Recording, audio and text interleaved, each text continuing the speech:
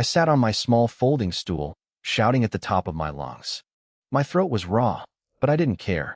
Socks, underwear, everything must go, I yelled. The factory boss ran off with his sister-in-law. Liquidation sale. 10 yuan for 2 pairs. I was wearing a plain white t-shirt with a Hello Kitty print on the chest, a pair of loose shorts, and flip-flops. I looked like a typical street vendor, but my heart was on fire with desperation. A young girl walked by and hesitated, glancing at my stall. I had everything laid out neatly on a 2-meter cloth, bow knots, blue stripes, Pikachu patterns, even some bikinis. Hey, beautiful, grab some shorts, I said, flashing my most charming smile. Super cheap. She looked at the pile of underwear, then back at me. I was 18, decently handsome, and I was looking at her with pure, soulful expectation. Her face turned bright red. Pervert, she huffed and stomped away. I froze. Wait, don't go. If you don't want shorts, look at these hairpins. How am I a pervert? It's just a business. I wanted to cry. I'd been out here for over an hour, and I hadn't made a single cent. If I didn't sell something soon, I wouldn't be able to eat, let alone pay the rent. Well, isn't this the god of Jiangxing High School? A mocking voice chirped. The great space element genius, selling socks at the night market? I looked up and frowned. It was Li Mayan, a girl from my class. She was clinging to the arm of a tall, muscular guy.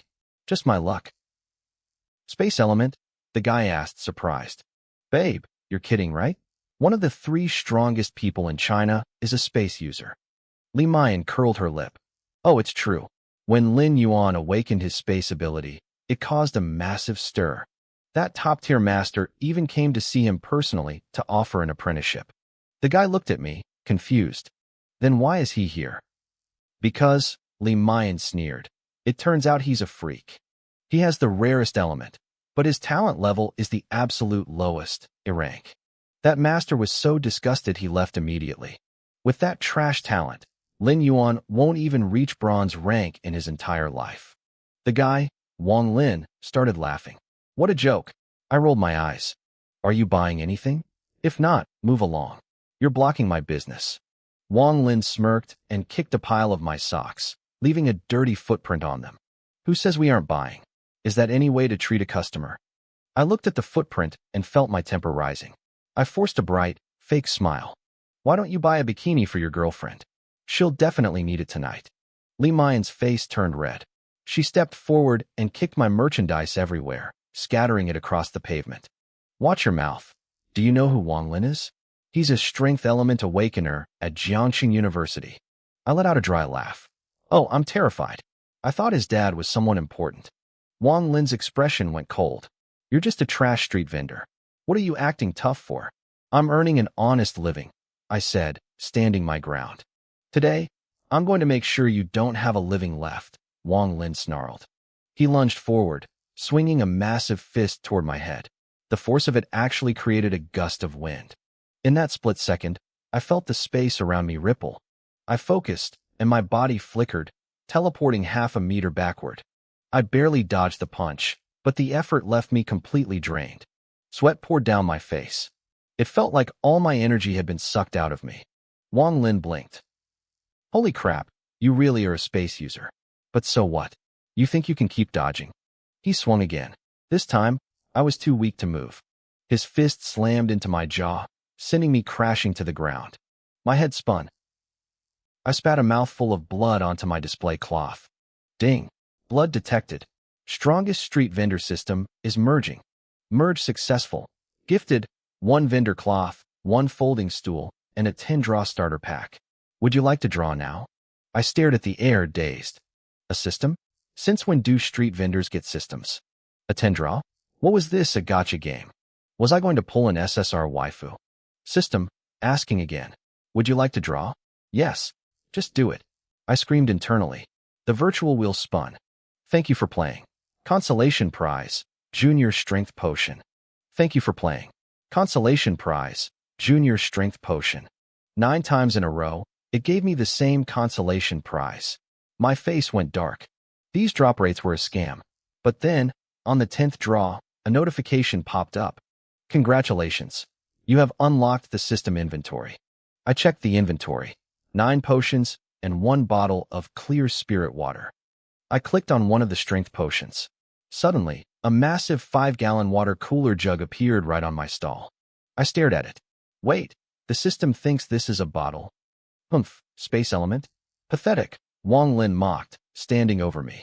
You can't even take 1 punch. Some god you are. He was enjoying himself, looking down at me while I lay there. Stop barking for a second, I muttered. I unscrewed the cap of the massive jug, lifted the whole thing with both hands, and started chugging like my life depended on it.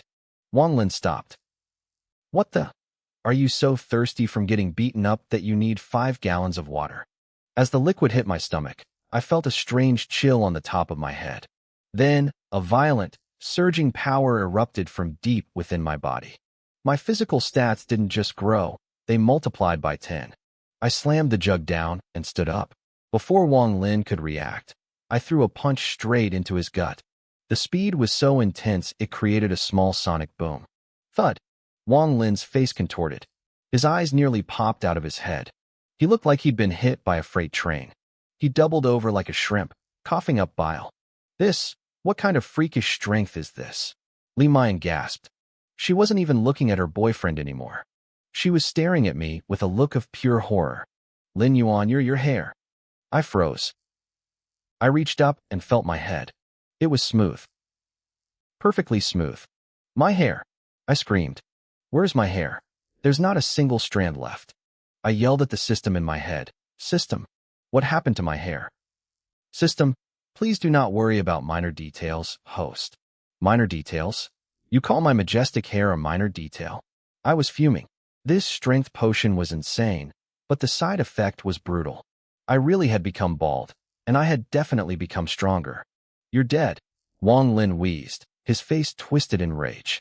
He couldn't lose face in front of his girlfriend. He was a bronze rank strength awakener. There was no way he'd lose to a black iron rank loser like me. He forced himself upright and swung another heavy punch. I didn't even flinch.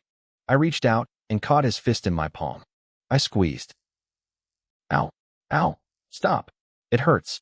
Wang Lin shrieked, his face turning pale. He looked like he was questioning his entire existence. I was the one holding him in place, and I was the one with the real power now. Wang Lin looked at me like he'd seen a ghost. I could see the gears turning in his head. How could he be getting crushed in a contest of pure strength? He was a strength awakener, and I was just a space type. Or at least, that's what everyone thought. System, distress points from Wang Lin plus 888. The notification chimed in my head, and my eyes lit up. After merging with this system, I finally understood the basics. The lucky spinner required 10,000 points for a single draw, or 100,000 for a 10 pull. I hadn't known how to get those points, but now it was obvious. I just had to make people miserable. I looked at Wang Lin again, but I didn't see a bully anymore. I saw a golden goose. I twisted his arm, spun him around, and pinned him face down on the pavement. I hopped on his back like he was a rented pony. Thud. Ow. System, distress points from Wang Lin plus 666. I landed a punch with my left hand, then followed up with my right. Thud. Stop it. System, distress points from Wang Lin plus 666. My fist fell like rain. The sound of his pathetic wailing was music to my ears. I was addicted to the notifications. It felt like a rush I couldn't stop. After a minute, my knuckles started to get sore, so I grabbed a small wooden stool from my stall and started wailing on his face with that instead. System, distress points from Wang Lin plus 999. I chuckled. The stool was way more efficient. A crowd started to gather, and I saw people pulling out their phones to record. Holy crap, that bald guy is a beast, someone whispered. He looks young. Is he going to kill him? Isn't this a bit much? Another guy said. Look at the poor kid's face. It's swollen like a balloon. A bit much? An older vendor snapped back. I saw the whole thing. That girl and her boyfriend trashed this kid's stall first. They called us stinking street vendors. He's getting exactly what he deserves. We're out here working hard, following the national call to boost the economy. Li Mayan stood there, frozen. She looked lost. Wang Lin was a bronze 3-star strength awakener. He was supposed to be an elite fighter. How was he getting dismantled by a black iron loser like me? It was like I'd taken a hit of adrenaline. "Stop it," she screamed. "Stop, or I'm calling the police." System, distress points from Li Mayan plus 888. I paused the stool midair. Wang Lin was a mess. His face was purple, and tears were streaming down his cheeks. He was actually crying. "Fine, I'll stop," I said, breathing hard. "But look at my inventory. You ruined my socks. They're all dirty now. I can't sell these. You're buying the whole lot." Wang Lin's spirit was completely broken. He looked up at me, his eyes puffy. How much?" "10 yuan a pair," I said. "What?" he wheezed. "They were 4 pairs for 10 yuan earlier. You're robbing me." I smirked. "What do you think I'm doing right now?" System, distress points from Wang Lin plus 666. He didn't have a choice. He paid up. There were over 200 pairs, and just like that, I had 2,000 yuan in my pocket. He didn't want the socks, but he knew if he didn't pay, he wasn't leaving that sidewalk in one piece. Li Mayan helped him up, glaring at me with pure hatred. "The monthly exam for the Awakener class is tomorrow, Lin Yuan. Enjoy your last day. You're going to be kicked out of the program. You're finished." I didn't even listen. I just waved at them as they limped away. "Customer is king. Come back soon." System, distress points from Wang Lin plus 999. The crowd was getting too big for comfort, and I had the money, so I decided to vanish. I wrapped up my display cloth, tossed it on the back of my old Phoenix bicycle, and tucked my stool under my arm. I pedaled away, humming a little tune to the rhythmic clicking of my rusty bike chain. Tomorrow was the big day. At Jiangqing High, the Awakener class was everything. I'd awakened the rare space-type ability in my first year, but my talent was garbage. It was now senior year, and I was still stuck at Black Iron 3-star. Most of my classmates were at the peak of Black Iron, and the geniuses were already bronze. If I didn't hit Black Iron 5-star by tomorrow's test, I'd be kicked back to the regular classes. 20 years ago, spiritual rifts opened all over the world. Monsters poured out, and humanity nearly went extinct before we learned to harness the new energy and awaken powers. Now, society was stable, but everything revolved around your rank. If I got kicked out, I'd lose the free spirit pearls provided by the school. My growth would stop forever. I used to think being a regular person was fine. I'm an orphan. I can take care of myself. But this strongest street vendor system changed things. I thought about the spirit cleansing fruit I'd won. I hoped it actually worked. Suddenly, a cold breeze hit my scalp. I winced. I'd almost forgotten I was completely bald. That strength potion was a scam. System, I grumbled. Why did the description only mention the benefits and not the side effects? You're playing me. System, please do not worry about minor details. Minor details? I'm a cue ball. I snapped. Is the fruit going to have some crazy side effect too? I decided not to overthink it. I just needed to get home. After 30 minutes of pedaling, I reached the outskirts of the city and pulled into a narrow alley. There was a barbecue stall at the entrance, and the smell of grilled meat made my stomach growl. "Xiao Yuan, just getting back?" the lady running the grill called out. "You look hungry.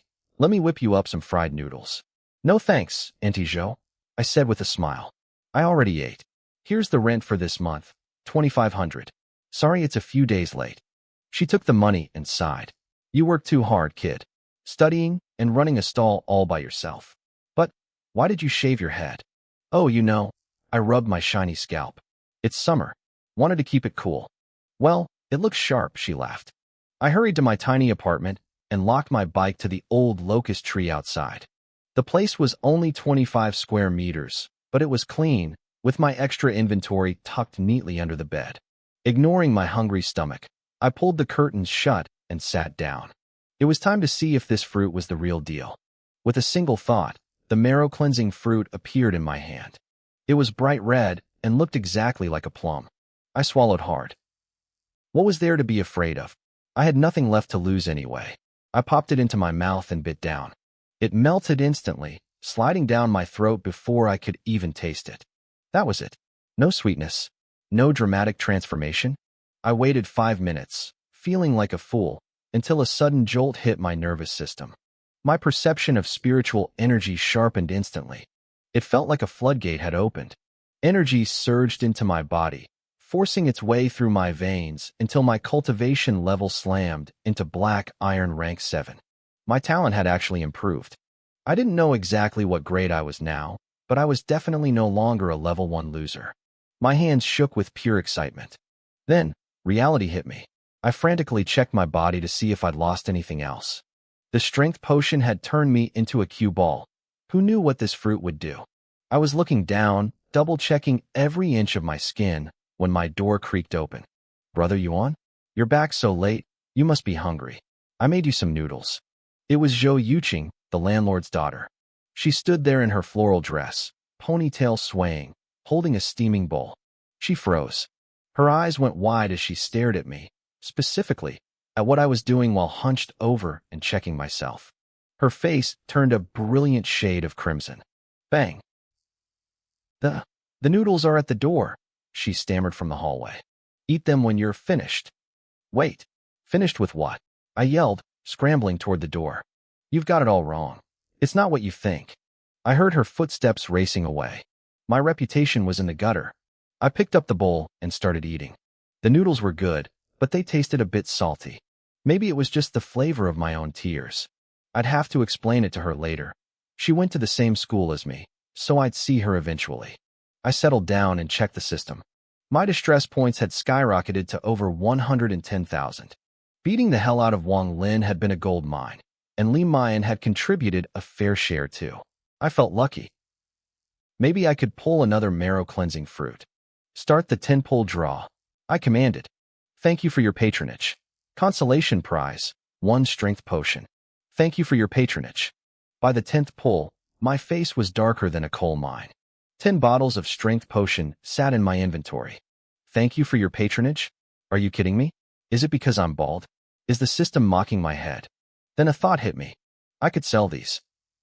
They turned people bald, sure, but they granted incredible strength. Strength creates miracles, right? Plus, I could farm more distress points from the unhappy customers. It was a win-win. I fell back onto my bed and pulled out my cheap 50 yuan smartphone to scroll through the news before sleep.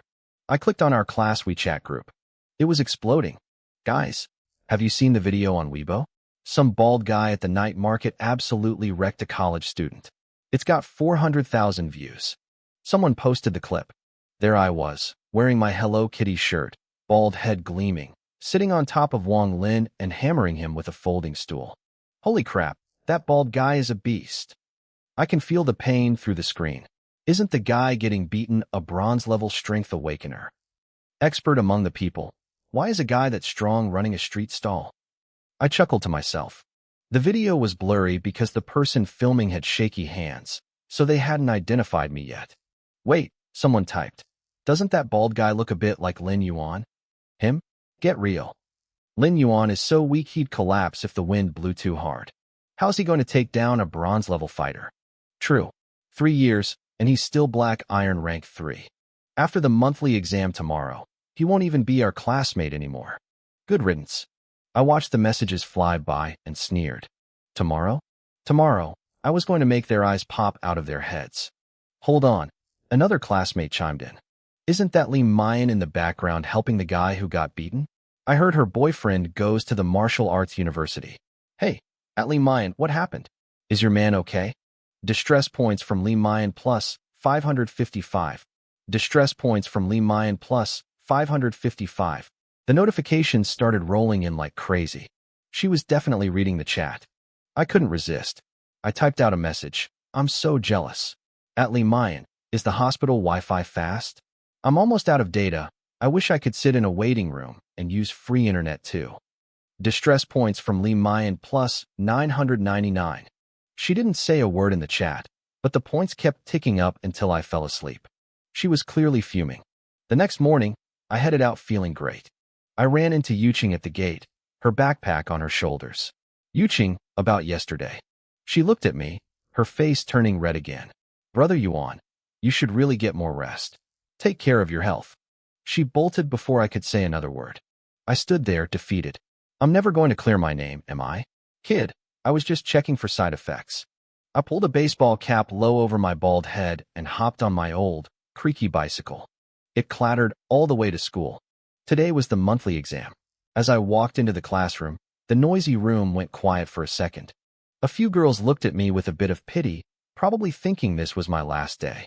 I didn't care. I walked straight to my seat by the window and sat down, waiting for the show to begin. The classroom buzzed with whispers the moment I sat down.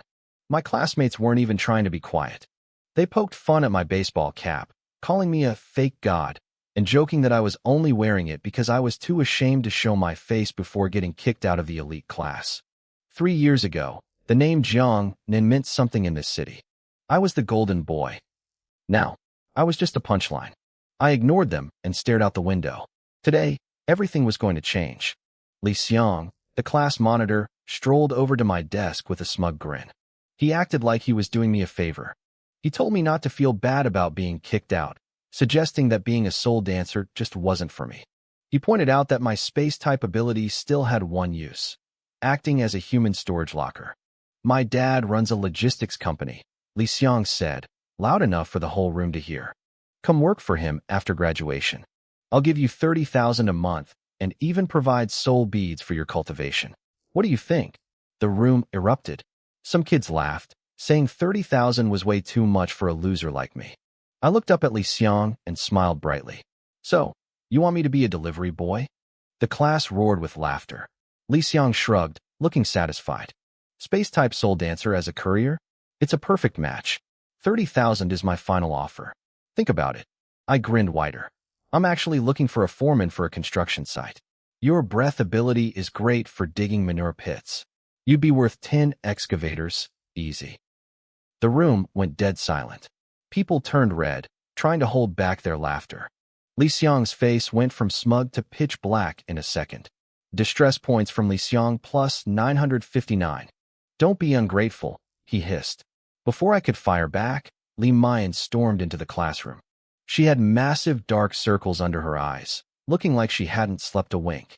She marched straight to me, her eyes burning with rage.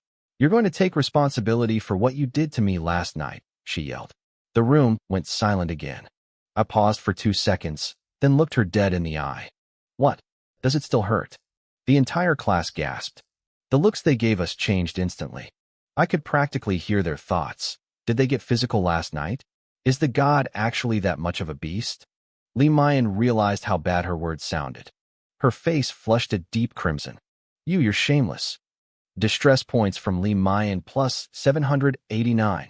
The teacher walked in then, tapping the blackboard with a pointer to settle everyone down. Li Xiang leaned in close to my ear, hissing, You just wait. You're dead meat. I just smiled. The distress points were rolling in so easily. The teacher announced the monthly exam was starting. We were headed to the gym to test our soul dancer levels and attack power. Class 1 was the elite class, and the teacher warned us not to embarrass her. Her gaze lingered on me for a moment. My classmates snickered, but I didn't react. The high school gym was a massive glass-walled building. Nearly 500 students from the 10 soul dancer classes gathered on the 3rd floor. After a boring speech from the principal, the testing began. A massive testing machine stood by the floor-to-ceiling windows. It had a titanium alloy target and a digital screen to measure impact. A student from Class 10 went first. His hands erupted in flames, and he hurled a basin-sized fireball at the target.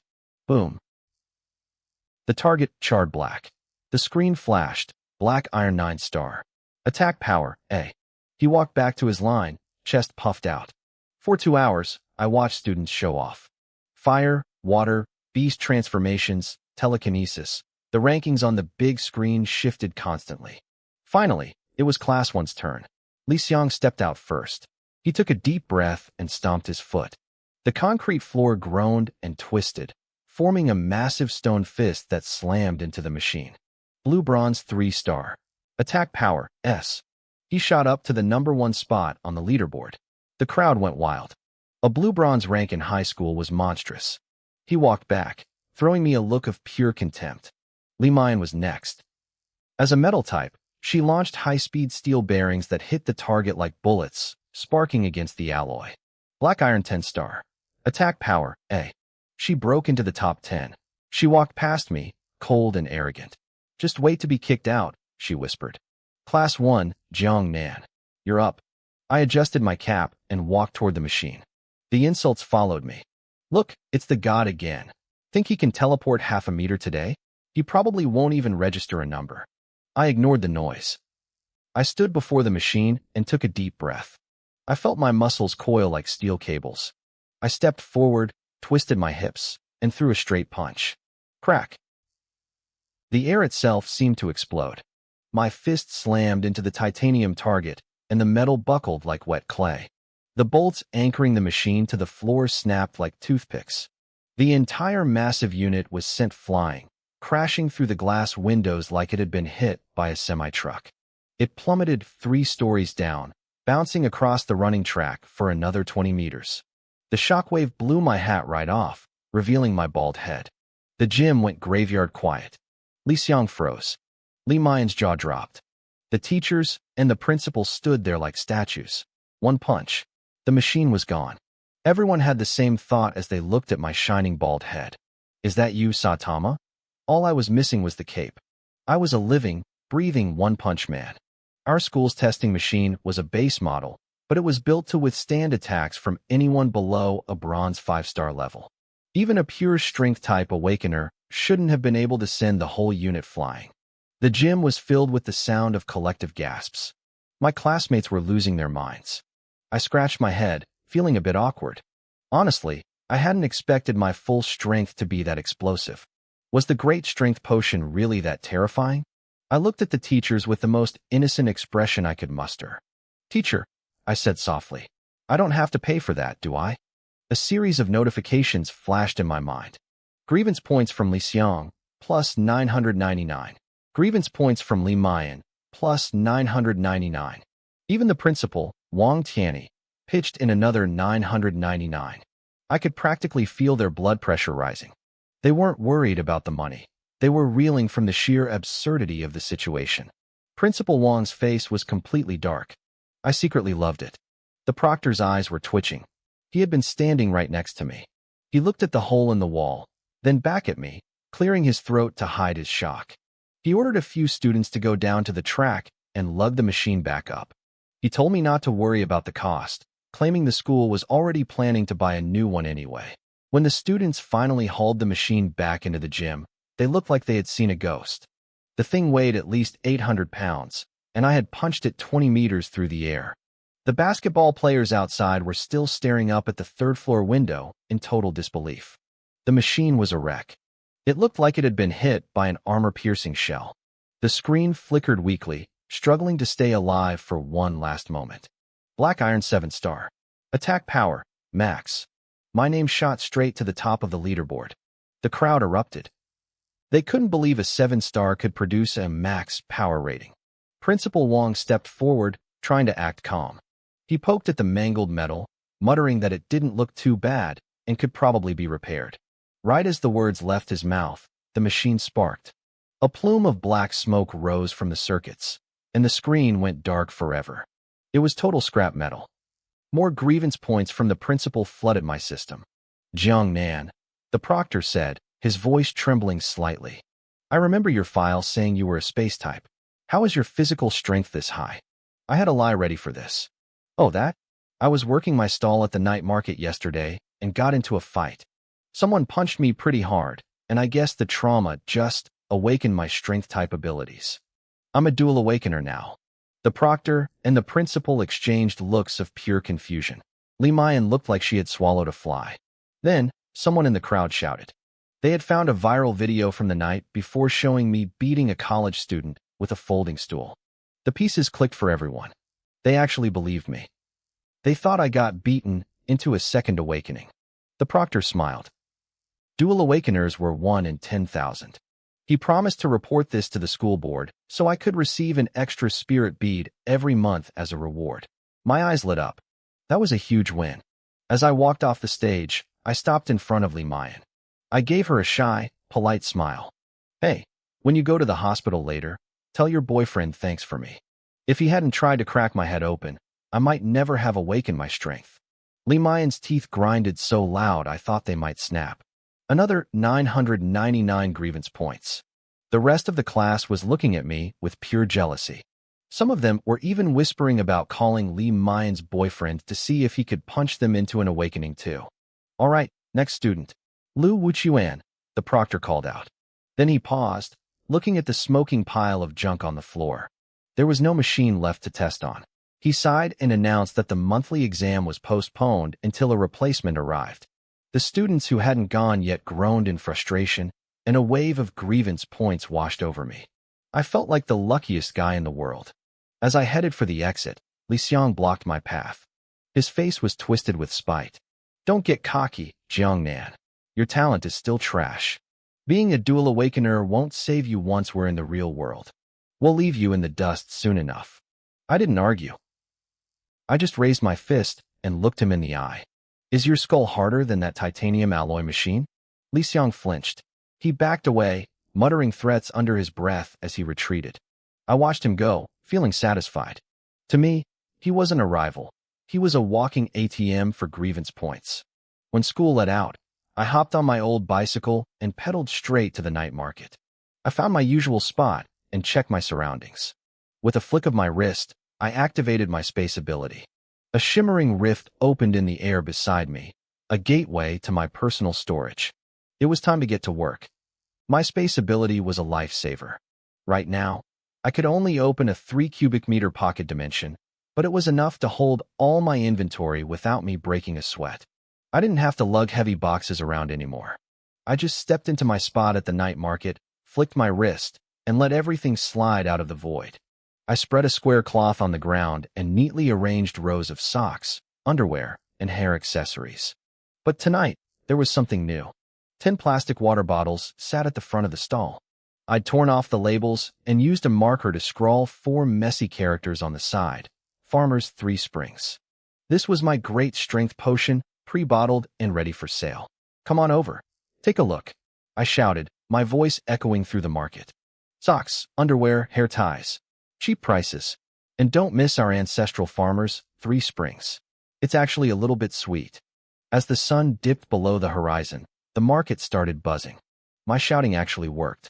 A crowd began to gather, including 2 girls who were whispering to each other as they approached. Hey, isn't that the bald guy from yesterday?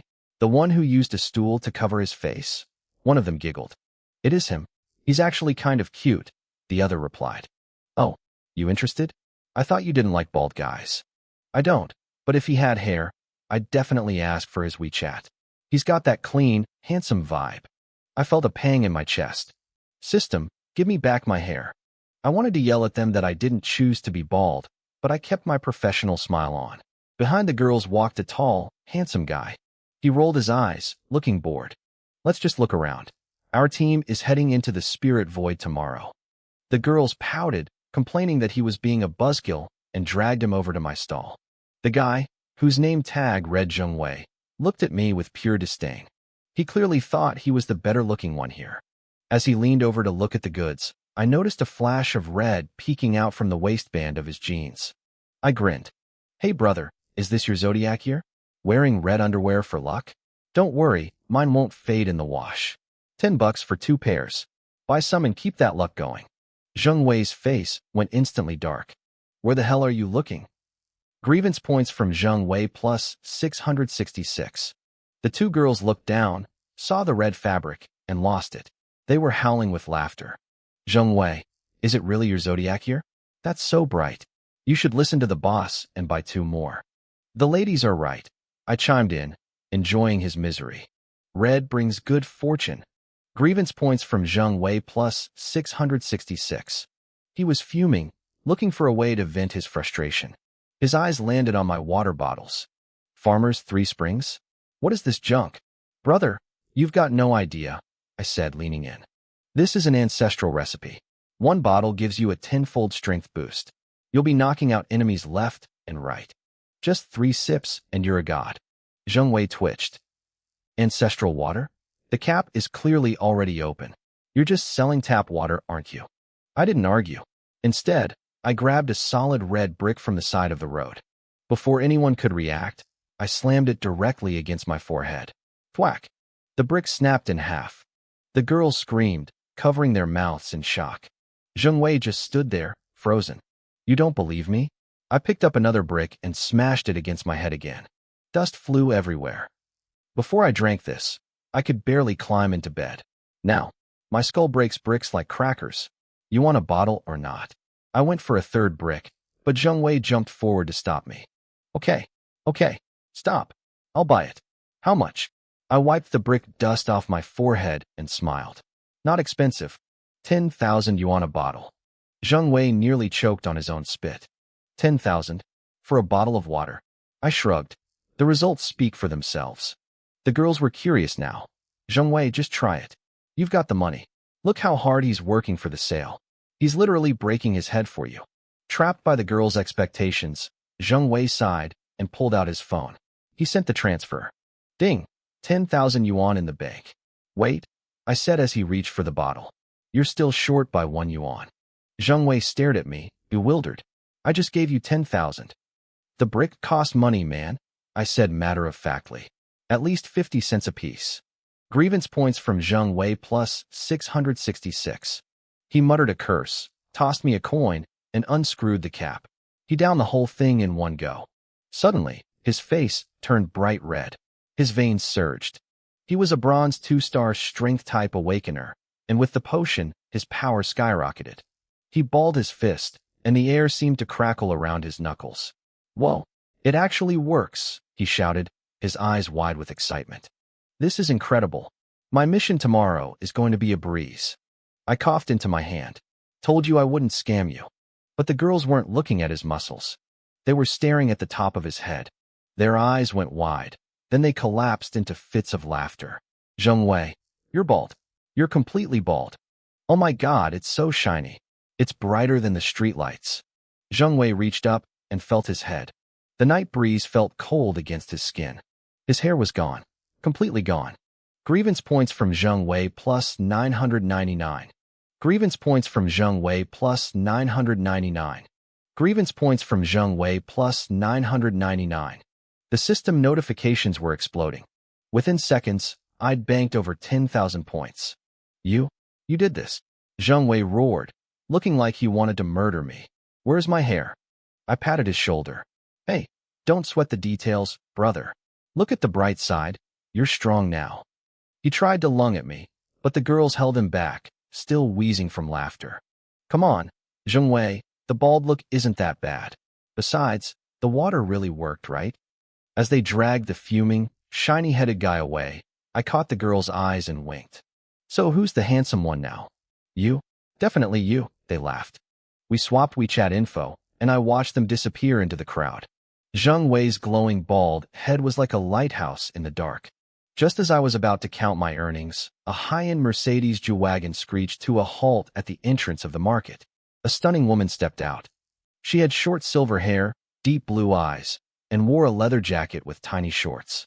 She looked like a snow lotus blooming in the night, beautiful but fierce. She checked her phone, her expression determined. It has to be here. This time for sure. Another girl stepped out from the passenger side, laughing softly. Xiao Yao, you've been searching for 6 months. You say that every time. Shut up.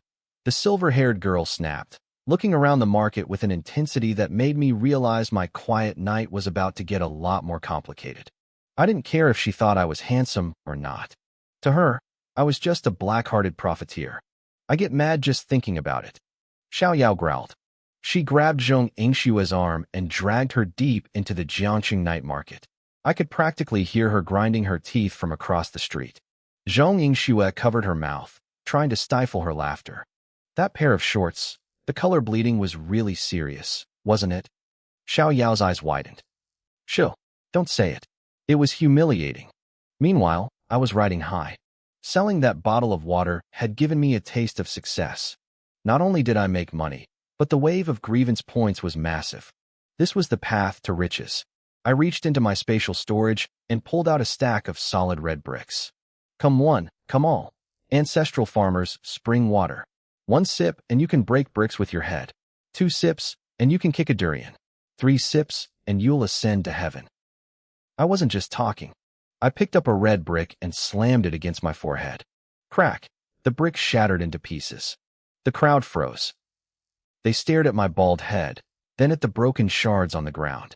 People started gathering quickly. Damn! He actually did it, someone shouted. Is the street stall business this competitive now? You need a deadly stunt just to sell water. Boss, those bricks are fake, right? A guy named Song Xing asked, squinting at me. I stood up, holding a fresh brick. Fake. Here, let me hit you with one, and we'll see. Grievance from Song Xing plus 660. No. Even if it's fake, I'm not taking that chance, he yelled, backing away. The crowd erupted in laughter. I broke over 20 bricks until my throat was hoarse. A huge crowd had gathered, but nobody was buying. They were all just watching the free show. It stung. Bricks cost money too. If they weren't going to buy the water, they could at least buy a pair of shorts. Were they all just here to freeload? Suddenly, a commotion broke out. Half the crowd drifted away toward the entrance. Look at those girls. I've never seen anyone that beautiful in my life. They look like celebrities. Is this what love feels like? I looked up and my blood ran cold. Xiao Yao was scanning the crowd like a white wolf hunting in the snow. Her silver hair caught the light, and her blue eyes were sharp. Beside her, Zhong Yingxue looked like a painting, black hair, white shirt, and a stunning face that felt hauntingly familiar. They spotted the crowd around my stall. Xiao Yao's eyes lit up. She shoved through the onlookers and saw me, a bald guy surrounded by broken bricks. I prepared to teleport instantly, but I wasn't fast enough. I finally caught you. Where do you think you're going? Xiao Yao lunged. Before I could blink, she had me in a brutal headlock. I started seeing stars as she squeezed. Grievance from Xiao Yao plus 1,000. You goddamn scammer. I've been looking for you for 6 months. Those 2 pairs of shorts you sold me, the dye bled everywhere. Cold sweat poured down my face. I tried to play it cool. Nonsense. How would you even know they bled? Xiao Yao's grip tightened. She remembered going home that night, ready for a nice bath, only to find her skin stained completely black from the cheap dye. It had taken her a week of scrubbing to get it off. It was a nightmare she could never tell anyone. Shut up. Just pay me back, she barked, her face flushed with rage. The crowd went wild. What's the situation? This bald boss is a legend. 2 beauties came looking for him. I want to be put in a headlock by a girl like that. I should become a scammer too. I wanted to teleport, but we were pressed so tightly together I could barely breathe. Then I noticed Zhong Yingxue. She wasn't angry. She was standing there, frozen, her eyes shimmering with tears. Jiangnan. Is that really you? I froze. I had been so focused on escaping Xiao Yao that I hadn't really looked at her friend. I looked up. Little Shui? Joy flooded Zhong Yingxue's face. She didn't care about the crowd or the scene. She rushed forward and threw her arms around me from the front. Suddenly, I was buried in her scent, caught in a warm, soft embrace. The crowd's collective heart broke. Are you kidding me? A pincer attack from 2 goddesses? Where's the justice? I was struggling. Little Shui, I can't breathe. I was suffocating, honestly, but it felt amazing. She realized what she was doing and pulled back, her face bright red. She gently wiped the brick dust off my bald head. Xiao Yao was stunned. Shui, why are you hugging him? I thought you were helping me get revenge. Xiao Yao, let him go. Please. No way. If I let go, he'll run. Zhong Yingxue gave a helpless smile. This is Jiangnan, the friend from the orphanage I told you about. Xiao Yao's jaw dropped. No way. That's him. The childhood sweetheart. She loosened her grip slightly. Fine, but don't you dare run. I stared at Zhong Yingxue. She looked so much like the girl I remembered, just grown up. She wiped a tear from her eye. Why did you shave your head? And why are you here breaking bricks? I rubbed my scalp and laughed. It's summer. Shaving it saves money on haircuts. As for the bricks, I thought it would help business. Her eyes turned red again. Life has been hard since we left the orphanage, hasn't it? It's nothing, I said, waving it off. We survived worse back then. I have hands and feet. I won't starve. We had grown up together in the Jiangxing orphanage, leaning on each other to survive. When we were kids, I'd save my allowance for months just to buy her a bag of white rabbit candies. When people bullied her, I was the one who stood in front. When I got sick, she never left my side. To her, I wasn't just a friend. I was the tree that shielded her from the wind and rain. We thought it would always be the 2 of us. But when she was 13, she awakened. It wasn't just any power, it was S-class fire element. The powerful Zhong family had swooped in and adopted her immediately to groom her into a top-tier elite. That was the day our paths split. Zhong Yingxue had cried and pleaded back then, but we were still torn apart. I hadn't seen her since.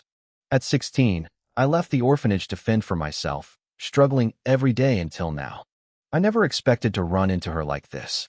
Xiao Yao pouted, her grip still firm. Hey, Baldy, don't think you're getting away that easily. You still owe me.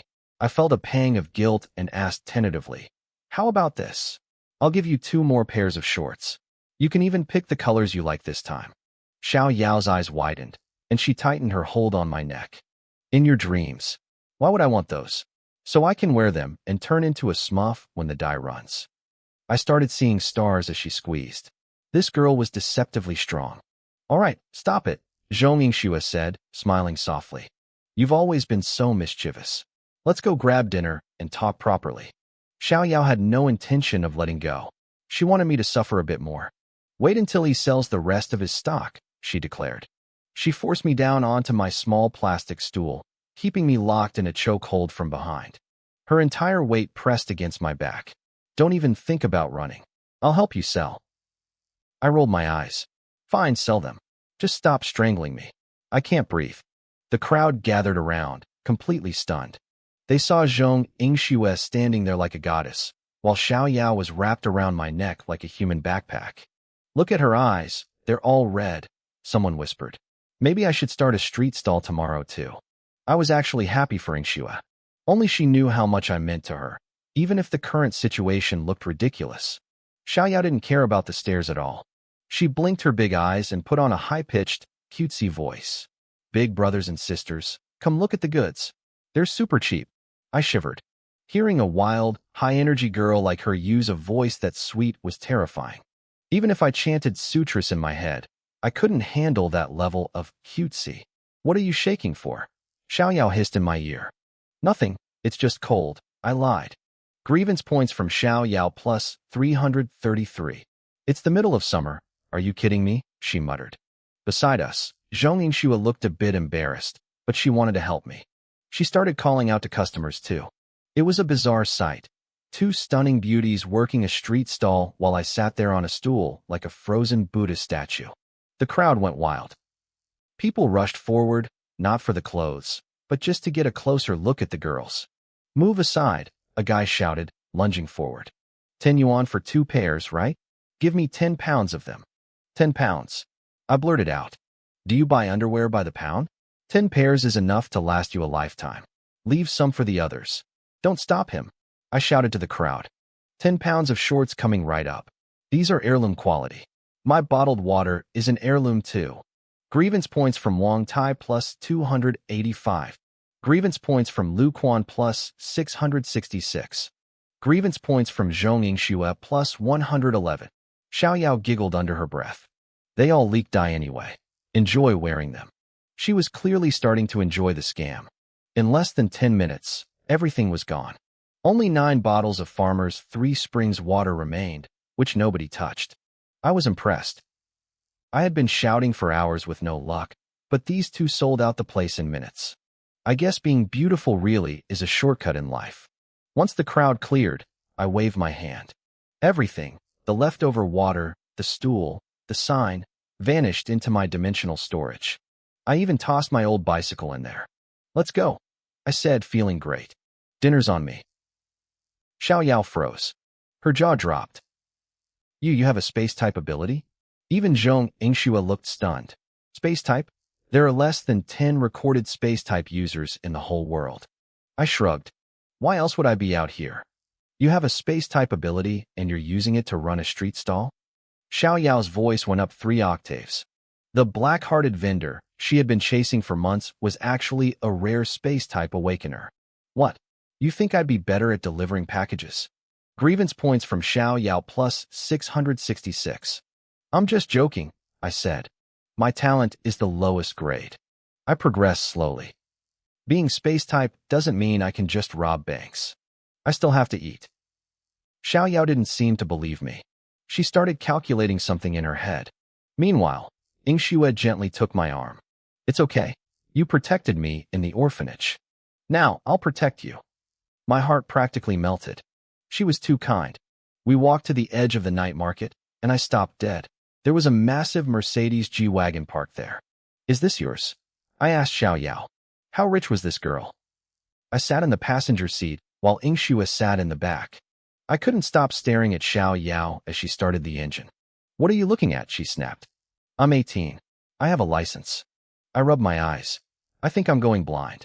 The glare from all this money is blocking my vision. Grievance points from Xiao Yao plus 666. You're a brat, she grumbled. If it weren't for Ingxue, I'd throw you out. Where are we eating? Skewers, I said. Let's hit the food stalls. What about you, Xue? Xiao Yao asked. I'll eat whatever Jiangnan wants, Ingxue replied softly. The V8 engine roared to life, leaving a trail of envious stares behind. I didn't know it yet, but a video of me breaking bricks with my head was already blowing up on social media, trending even higher than my school exam video. We arrived at a street-side barbecue joint. Grilled kidneys, soy-seasoned tendons, and 3 cold juices. I ordered. No spice. Ingxue doesn't like spicy food. Zhong, Ingxue beamed. You still remember? My memory is top tier, I replied. Xiao Yao watched us being all sweet and pouted again. Grievance points from Xiao Yao plus 333. Something was definitely up with this girl. I needed to be careful.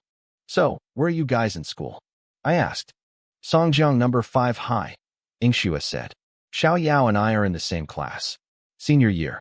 I blinked. Songjiang number 5 was the only elite Awakener high school in the city. It had the best facilities, the best teachers, and always ranked in the top 3 for the provincial leagues. Xiao Yao smirked. Competition? There is none. Ingxue is bronze rank, 9-star. Her fire-type ability has insane damage. And I'm bronze 7-star with a beast-type ability. We're a powerhouse. If it wasn't for that bastard Luo. Xiao Yao, don't.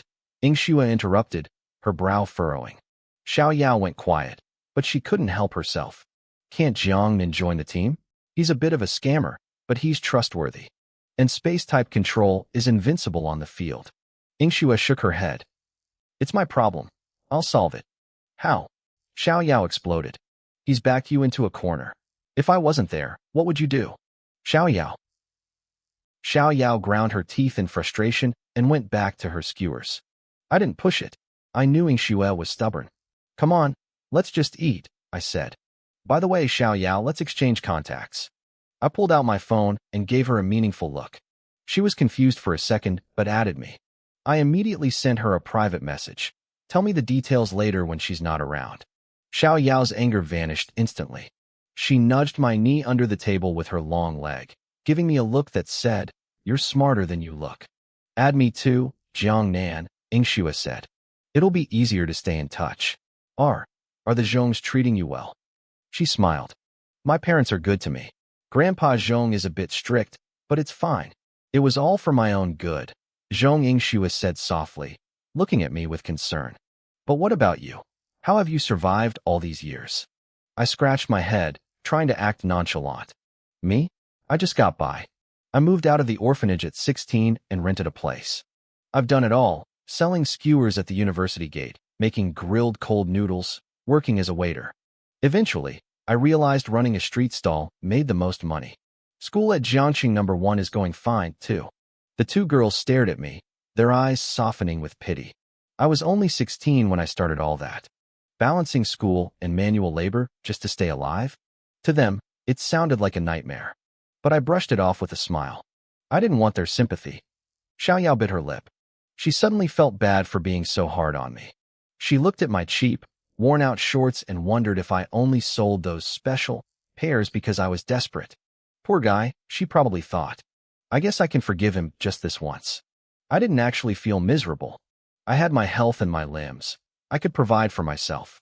There were people in this world much worse off than me. Why spend every day complaining? That's just making life harder for yourself. But these 2 girls were already building a tragic movie in their heads. They probably imagined a younger, scrawnier version of me, drenched in sweat, carrying heavy trays of skewers to support a household of 1. They'd just seen me smashing bricks with my head for a few bucks at the night market. To them, my struggle was beautifully tragic. Eat more, Xiao Yao said, her voice dripping with pity. Look how thin you are. Zhong Ingxue's eyes were red. I should have found you sooner. If it wasn't for those shorts you sold, Xiao Yao, we might never have met. Hey, Shua, Xiao Yao protested. Don't get it twisted. I'm the victim here. My heart still hurts. I looked at them, bewildered. What kind of drama were they directing in their minds? It wasn't that bad. Selling cold noodles at the university gate was a goldmine. I used to sell hundreds of bowls a night. If the city hadn't cracked down on street vendors, I'd probably still be doing it. Xiao Yao saw Ingshue's teary eyes and couldn't take it anymore. She pulled a bank card from her bag and slid it across the table. Here, there's 100,000 yuan on this. Ingshue started rummaging through her purse too. I have 50,000 here. I stared at the cards, then looked them dead in the eye.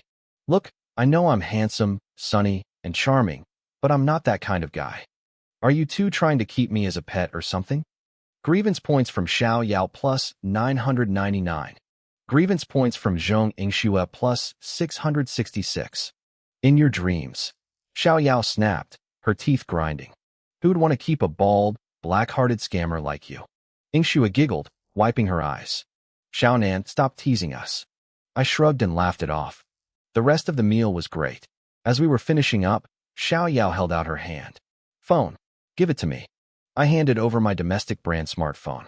The screen was shattered into a spiderweb of cracks. Xiao Yao looked horrified. What is this piece of junk? I'm buying you a new one. I hesitated for 2 seconds, then looked at her with total seriousness. So, do you need any more accessories hanging off your leg? Because I've decided I don't want to work hard anymore. Grievance points from Xiao Yao plus 333. Get lost, she laughed. Come on, smile for a photo. The three of us huddled together. I was sandwiched between them. Xiao Yao hooked an arm around my neck, squeezing so hard my face deformed. Shue, get closer. Closer. Click. In the photo, Xiao Yao had a skewer in her mouth, grinning like a rebel. I had a squished, happy face, and Ingshue was leaning on my shoulder, making a peace sign. Haha, if it wasn't for your bald head reflecting the light, it'd be perfect, Xiao Yao teased. Send it to me later, Ingshue added. I want it as my wallpaper. When the bill came, I jumped up. I'm paying. I said I'd treat you guys. You helped me sell my stock. I can't let you pay. They tried to argue, but I beat them to the counter. Boss, how much? 341 yuan. Make it 340? I asked, pulling out my phone to scan the QR code. But when I hit pay, a notification popped up. Insufficient balance. My heart skipped a beat. No way. I'd sold a ton of stuff tonight. I opened my digital wallet and froze. My balance was 124.69 yuan. Where's my money? Where's my hard-earned cash? I had every sale memorized. I should have had 12,469 yuan. The decimal point had moved 2 places to the left. System. I screamed in my head. Where's my money? That was blood and sweat equity from smashing bricks. Congratulations, host. Stall fees have been successfully paid. Within the street stall zone, the host has activated invincible mode. Paid fees are automatically converted to skill points at a 100-to-1 ratio. Congratulations. Skill learning panel is now open. Congratulations, your sister. I cursed mentally. What use are skill points? Can I buy pancakes with them? And what the hell are stall fees? Any transaction completed on the system stall mat is subject to a stall fee. The split is 99.99% for the system and 0.01% for the host. I nearly had a stroke. 99.99%? Even the most predatory landlords aren't that cruel. I risked my life smashing bricks, sold my own inventory of socks and underwear, and the system took everything? You're a thief. You're a scammer. You're the most. Warning, insulting the system will result in a fine. I watched my balance drop from 124.69 to 24.69. I stood there, paralyzed. My soul felt like it was leaving my body. I looked piteously at the girls. The restaurant owner rolled his eyes. Seriously, kid? You insist on paying and then pull the insufficient balance move. His gaze felt like a dagger to my heart. Ingshue stepped up with a smile and settled the bill. She patted my shoulder gently. I had never felt more awkward in my life. If anyone asked, I was going to claim I forgot my password, or my fingerprints were worn off, or my phone died. What happened? Why were you so slow? Xiao Yao asked as we walked out. Nothing. Ingshue lied gracefully. His phone just lagged. She was an angel. She was actually saving my dignity.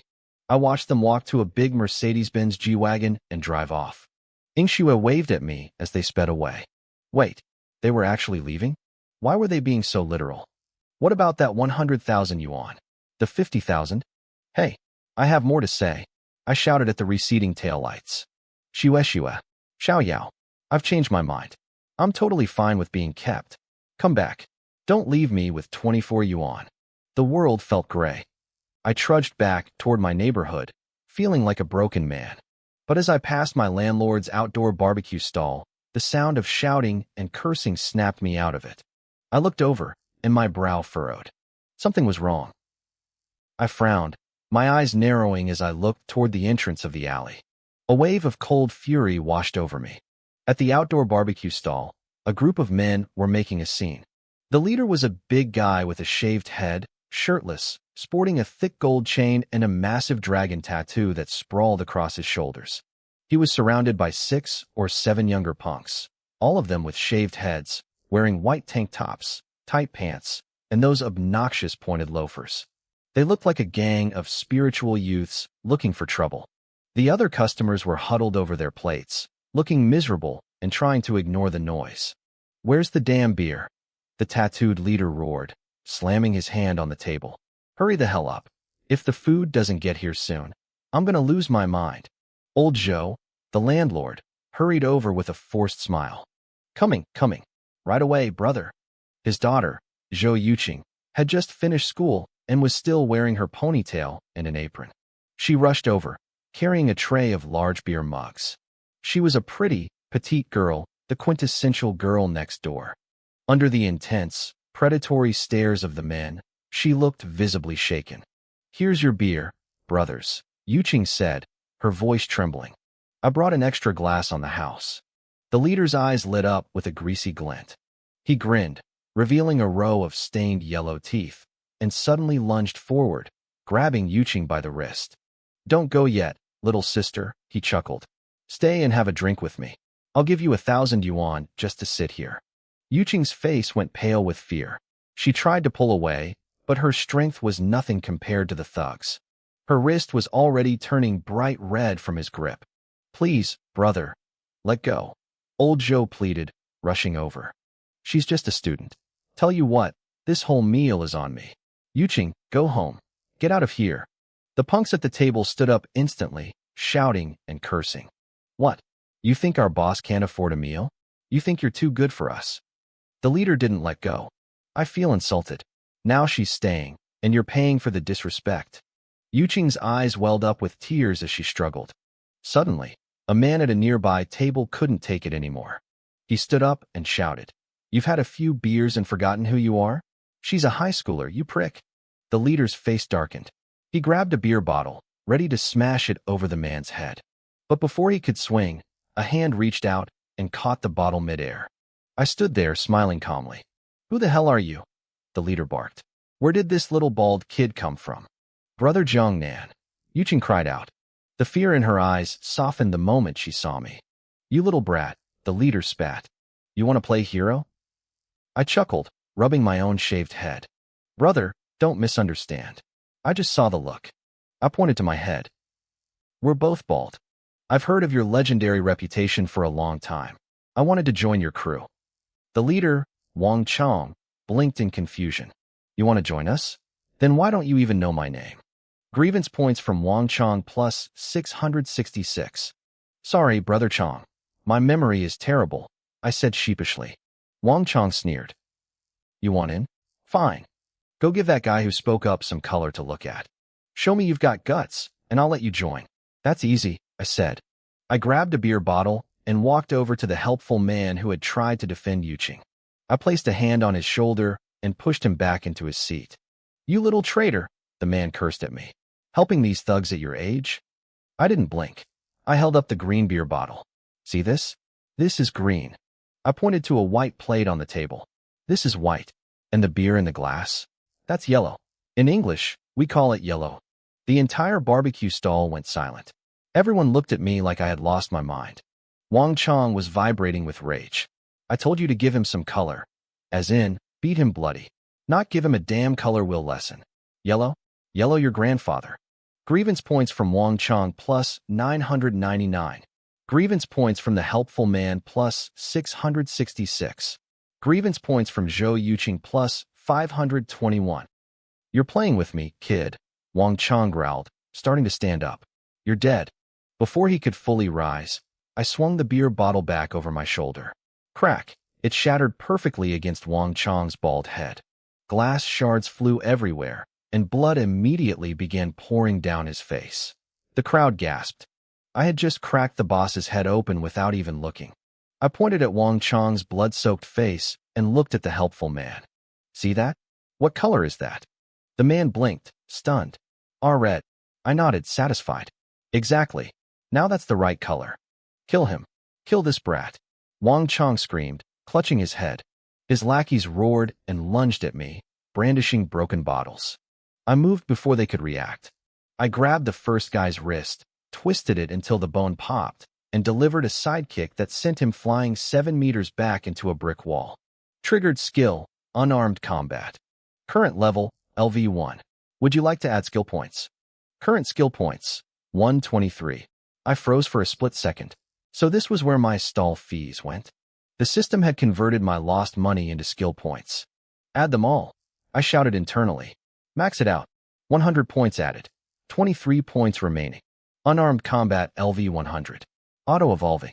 Unarmed combat mastery LV1. In an instant, a flood of information rushed into my brain. My eyes lit up. I hadn't realized my stall fees could pay off this well. As a beer bottle swung toward my face, I tilted my head slightly, dodging it with ease. I reached out, grabbed the guy's head, and slammed my knee upward. I felt his nose shatter under the impact. He collapsed, blood spraying across the pavement. In the blink of an eye, 7 or 8 thugs were rolling on the ground, wailing in pain. Wang Chong stood there, frozen. I didn't give him a chance to speak. I stepped forward and delivered a slap so hard it spun him around 3 times. He spat out half a mouthful of teeth. Zhou Yuqing watched from the side, her hands over her mouth. She looked stunned. I could tell what she was thinking. Was her brother Jiangnan really this good at fighting? To her, it probably looked like an action movie. I hadn't even broken a sweat, and the whole gang was finished. It felt good to vent. These idiots had been ruining my peaceful night. That was intense, kid. One of the helpful men from the other table shouted. I rubbed the back of my head and smiled. Keep eating, guys. Don't let these losers ruin your appetite. I just need to have a private word with this grandson. I reached down and grabbed Wang Chong by his waistband. He weighed over 200 pounds, but with my strength, I hoisted him up like he was a bag of feathers. His lackeys watched in horror. They finally realized they had messed with the wrong person. I dragged them into the alleyway across the street. I planted my foot firmly on the hand Wang Chong had used to grab Zhou Yuqing. I pressed down, grinding my heel. Wang Chong let out a pathetic, high-pitched scream. Shut up, I muttered. A pig being slaughtered for New Year's makes less noise than you. Little brother, please stop, Wang Chong wheezed. We were wrong. Can't we just call it even? I cocked an eyebrow. Even? Wang Chong shook his head violently. No. We were completely wrong. It's all our fault. Get up, I commanded. Stand on one leg, hands behind your heads, and smile for me. The lackeys scrambled to obey. For a fat guy like Wang Chong, balancing on one leg was torture. Every time his foot touched the ground, I gave him a sharp kick. Eventually, he had to lean against the wall, trembling on one leg, wearing a smile that looked more like he was crying. The bill, we'll pay it. Wang Chong stammered. The broken tables and chairs too. It's all on us. The lackeys started frantically digging through their pockets. Within minutes, I had about 8,000 yuan in my hand. I nodded, satisfied. Glad to see you're quick learners, I said, my voice dropping to a cold whisper. Keep your eyes open. I look after this stall.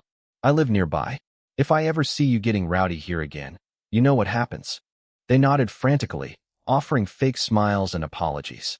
I turned around and headed back to the stall. When I heard them sigh in relief and drop their legs, I spun back around. Who told you to stop? You want another beating? They scrambled back into position. Grievance points from Wang Chong plus 999. Back at the stall, the regulars cheered. Come on, kid, have a drink. There aren't many young guys with your sense of justice anymore. You're from high school number 5, right? Another man asked. Be careful. Guys like that might try to find you later. I scratched my head and laughed. It's fine. I handled it. Auntie Zhou ran over, her face pale. Xiaonan, are you okay? You scared me to death. What if they come back for revenge? They won't, I promised. I've taken care of it. Here, Auntie, take this. It's for the food and the broken furniture.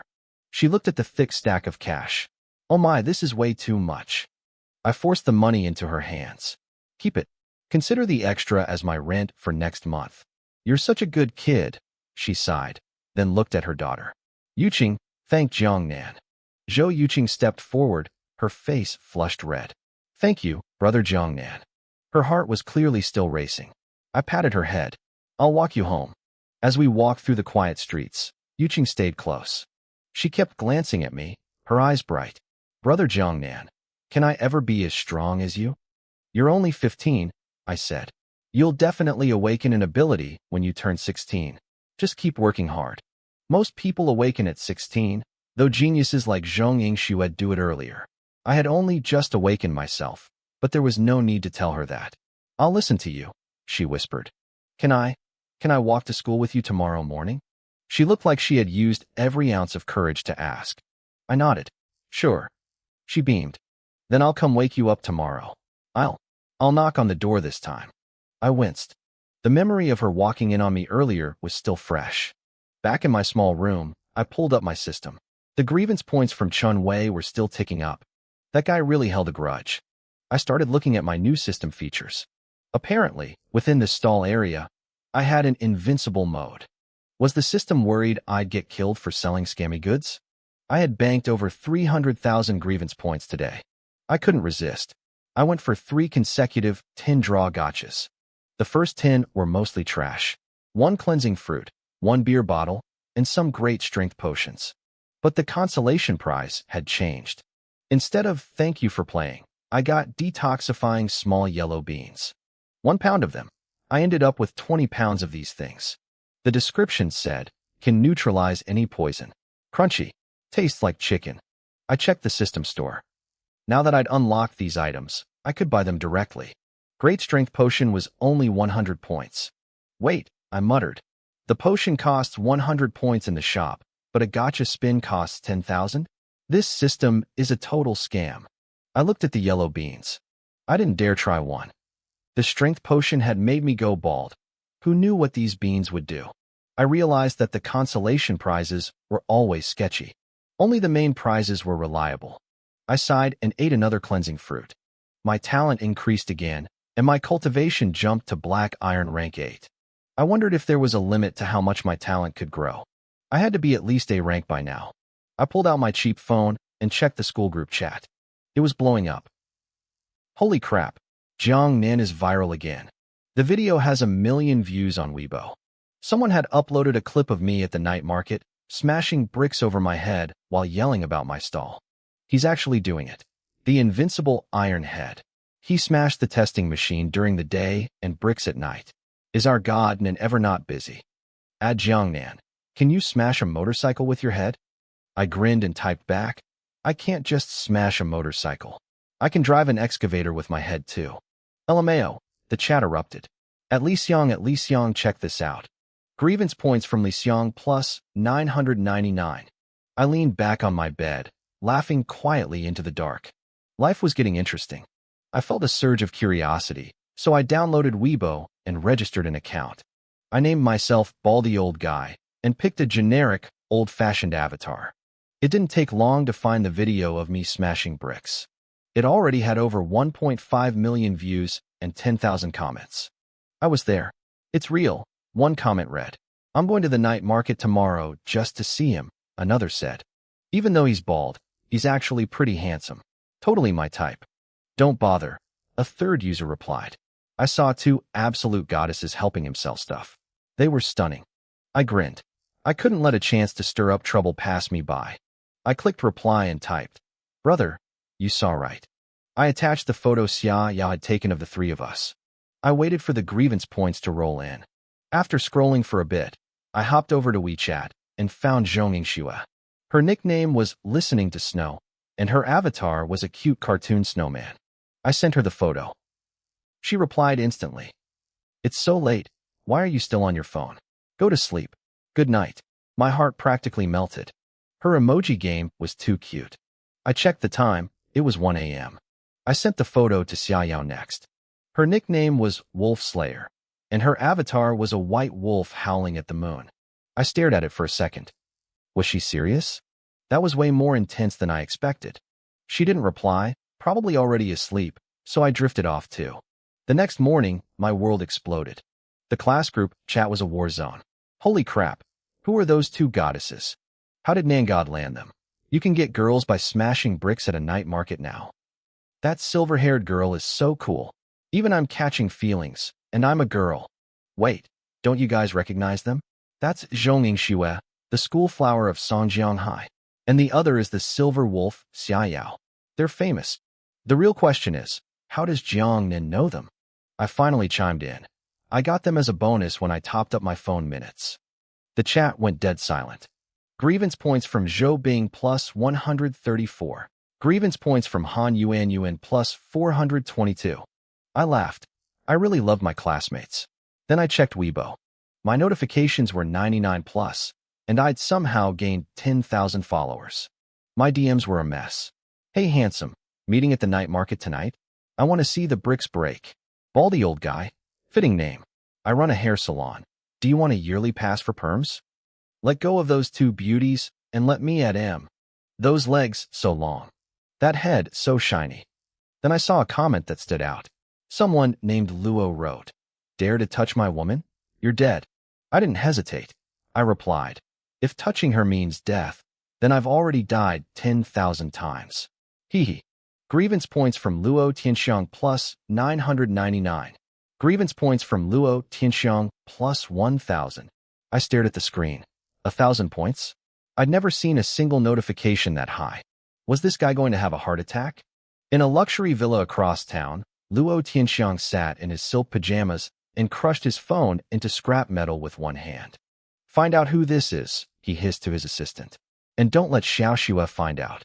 I headed to school in high spirits. That Luo guy was a gold mine. He'd given me enough points for a 10-pull gacho already. Zhou Yuqing walked quietly beside me, stealing glances and blushing whenever I looked her way. As we turned the corner toward the school, I saw a crowd gathered.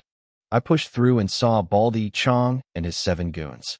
They were still there, standing on one leg with their hands on their heads. Their eyes were bloodshot, their legs were shaking, and they looked like they hadn't slept a second.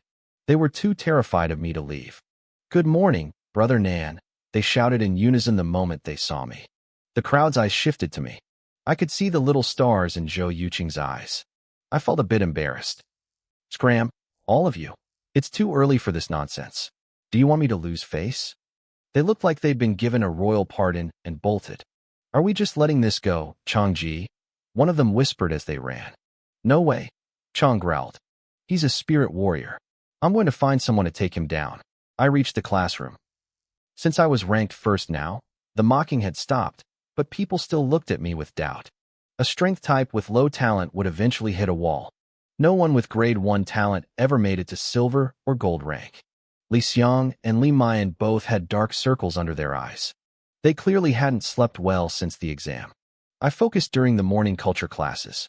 I'd always been a top student because I had to earn my own tuition, and being a spirit warrior didn't mean I could be an idiot. Lunch at the cafeteria was green beans and potatoes. I shoveled down 2 bowls, though the taste was a bit off. Halfway through the afternoon class, disaster struck. Li Xiang, sitting in the front row, turned pale and clutched his stomach. Before he could say a word, he collapsed, twitching and foaming at the mouth. The classroom erupted in panic. "What's happening? Is he poisoned?" The beans at lunch tasted weird. My mom says undercooked beans are toxic. The teacher panicked. "Quick, get him to the infirmary." My eyes lit up. This was a golden opportunity. I stood up and roared, "Don't touch him." The whole class froze. "Jiang Nan, don't start your nonsense now," Li Mayan snapped. "This is a life or death situation. Are you really that petty because of yesterday?" I ignored her and looked at the teacher. "Moving him is useless. This is severe food poisoning. He could go into shock any second. By the time the ambulance gets here, it'll be too late. Let me try. You know how to treat this? The teacher asked, desperate. In my hometown, I lied smoothly. There's a field with high spiritual energy. The yellow beans grown there can neutralize toxins. They're incredibly effective. The class looked skeptical. Mutated plants were common since the spiritual recovery began. But yellow beans for poisoning? What are you waiting for? I shouted. He's turning blue. Li Xiang was convulsing harder. The teacher bit his lip. Fine. Try it. If it doesn't work, we're carrying him out immediately. I reached into my space storage, actually the system store, and pulled out the antitoxin yellow beans. I grabbed a handful, but only fed him one. I knew it would work. If the strength potion made me strong, these beans would definitely do the job. I watched Li Xiang swallow the bean. Truthfully, I had no idea what the side effects were. System rewards usually came with a catch. I looked at him, feeling a tiny bit of guilt. Sorry, buddy, I thought. We're classmates, after all. I'm doing this for your own good. I'm saving your life. I really didn't have any ulterior motives. None at all. The whole class watched Li Xiang like he was a science experiment. They were skeptical. Could a tiny yellow bean really cure poisoning? Besides, after yesterday's drama, nobody believed I was actually being a good Samaritan. Li Xiang's face cycled through a rainbow of colors. First green, then pale, then suddenly, a deep, healthy red. He blinked, looking utterly confused. Just a moment ago, he was foaming at the mouth and twitching on the floor. Now he felt great. Li Xiang, how do you feel? The teacher asked, his voice trembling with worry. Any discomfort? Li Xiang wiped the leftover foam from his chin. I felt dizzy before. My stomach was killing me. But now I feel amazing. He didn't just feel okay, he felt recharged.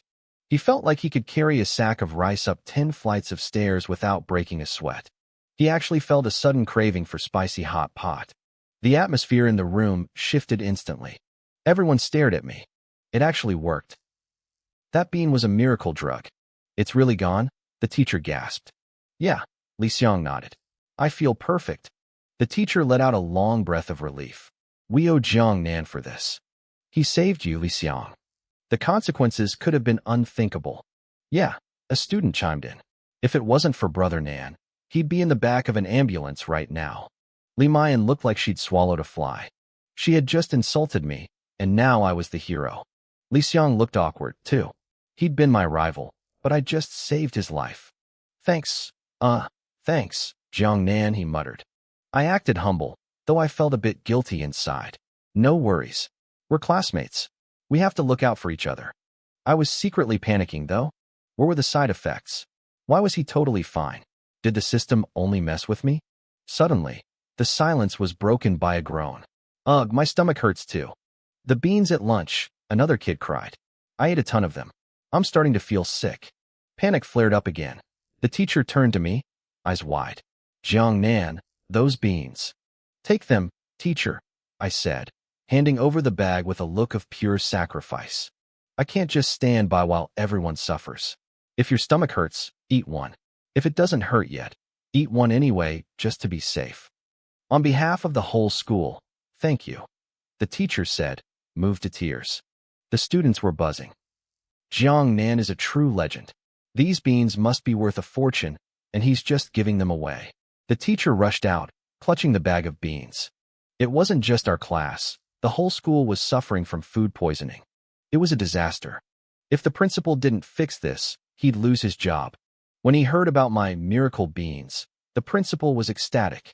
He ordered them distributed to every student. He even promised me a major merit award and another spirit bead for my noble sacrifice. Within an hour, the entire school had eaten a bean. The crisis was averted. The principal sat in his office, wiping sweat from his brow, praising my name.